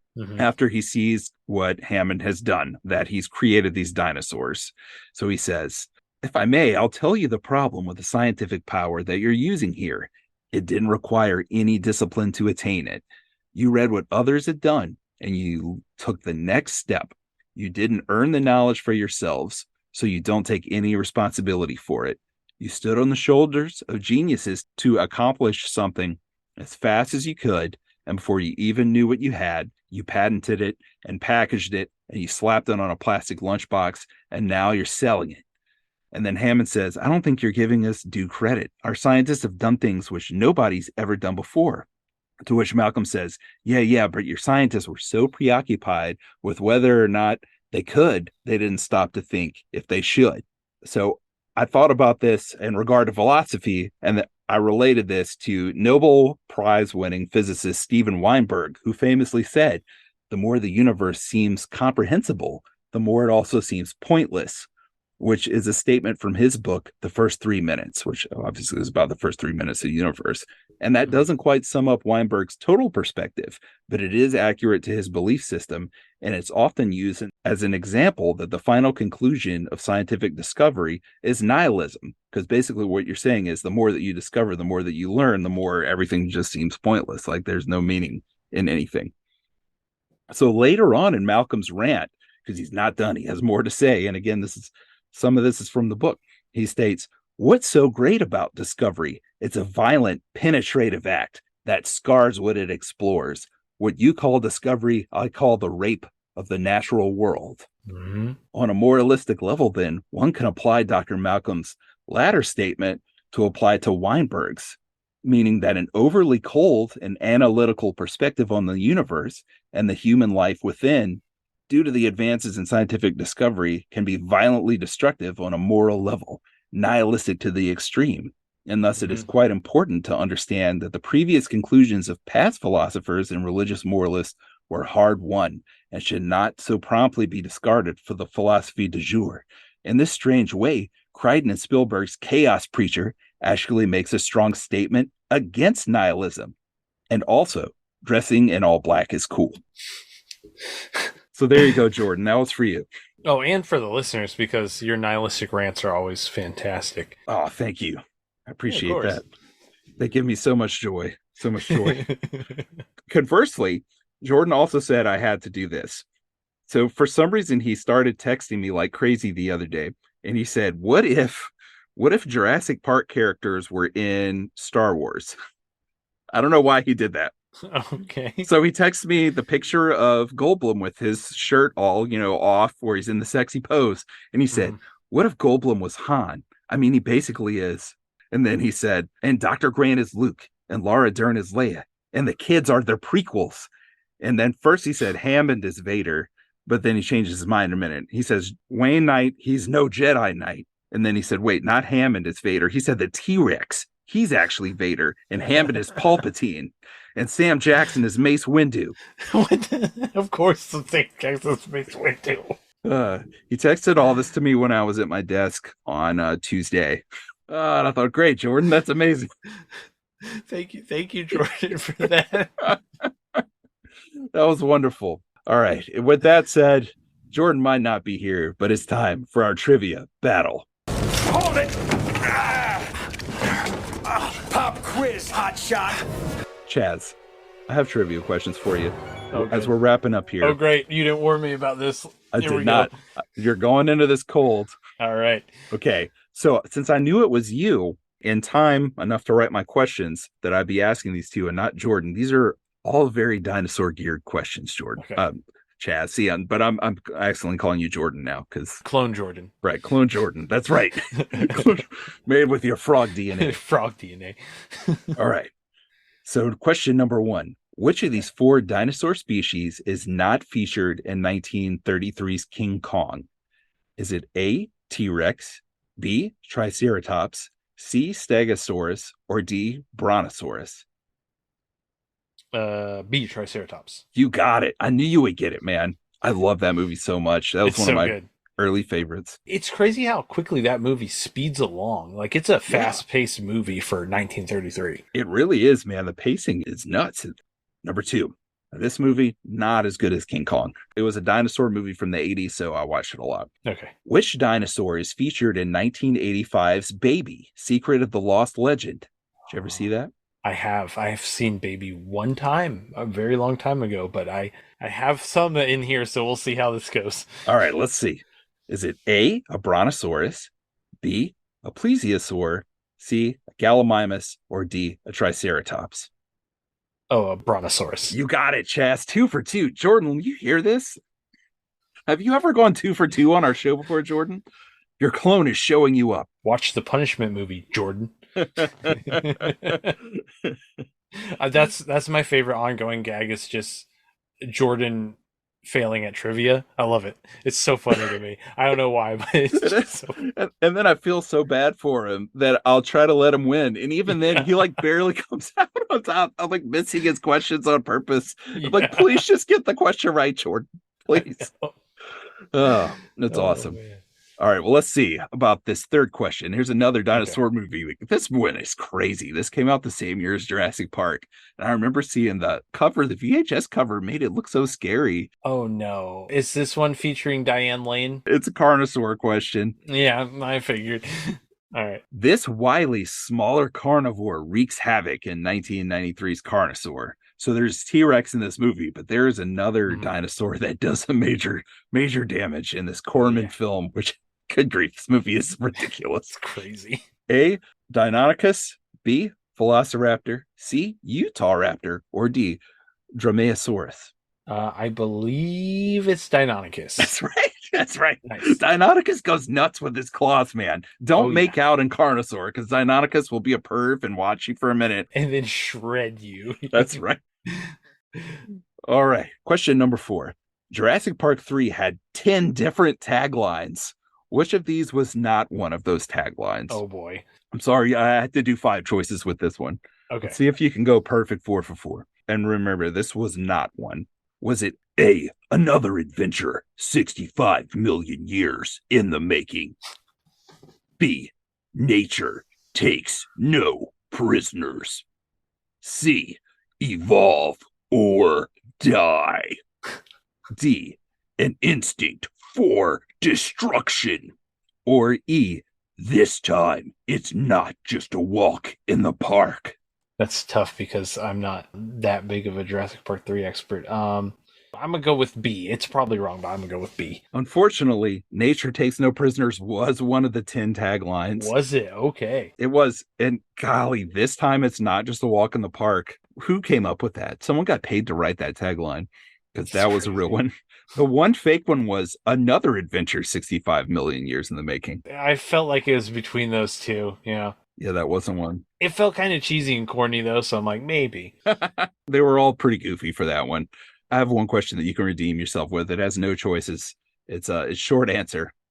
Since we mentioned Jurassic Park 3, who would really win a fight between a T-Rex and a Spinosaurus? A T-Rex. Of course. Thank you. Of course. Now, to be fair, quickly, the JP3 Spinosaurus isn't a real Spinosaurus. It's some crazy nonsense, and you have to go into deep canon lore for that. But in a one-on-one fight between T-Rex and a Spinosaurus, T-Rex would win every time. I agree. I thought that the Spinosaurus looked really cool. It's pretty fun in Jurassic Park 3. But if you want to turn your audience immediately against you, show your iconic dinosaur from your other 2 movies, and then just have this new kid come in and kill it.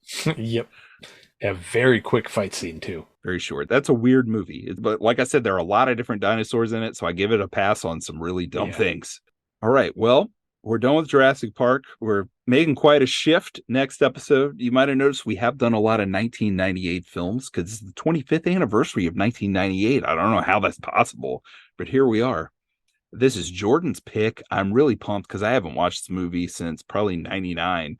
And it stars my favorite comedian of all time, Norm Macdonald. That movie is 1998's Dirty Work, directed by the dirty dad himself, Bob Saget. Super pumped about covering that. I chose The Punishment. I guess I'm watching it. I don't know.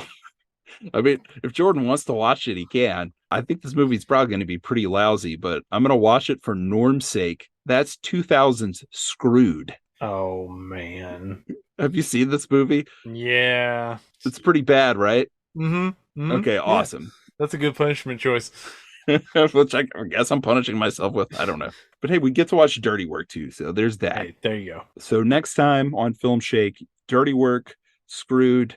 Jordan and I will be talking those movies up, but I think Dirty Work a lot more than Screwed. I think Screwed we'll just talk about for a few minutes. Yeah. Anyway, that's been our show. Chaz, we kind of talked about your podcast, Cinema Medicine, a little bit. Is there anything else you want to say about that? Cinema Medicine Podcast. That's also our Twitter handle. Jordan and Nick have both been on. They each had an episode on the show. We talked movies and mental health. And yeah, check us out if you'd like to. Yes, I had a great time talking about Guardians of the Galaxy with you. Mhm. I hope over time, eventually, we'll cover all three on there because thankfully they ended that one well. Yeah, that would be awesome. I would like to do an ongoing series. That'd be cool. Looking forward to it.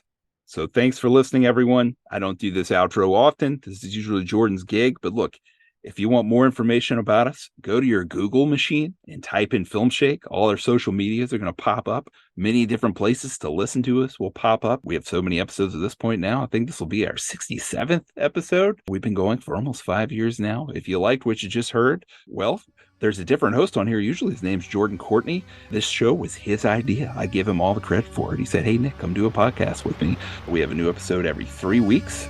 And next time we'll be talking about dirty work. We hope you join us. Thanks for listening, and we'll catch you for more Filmshake. Take it easy.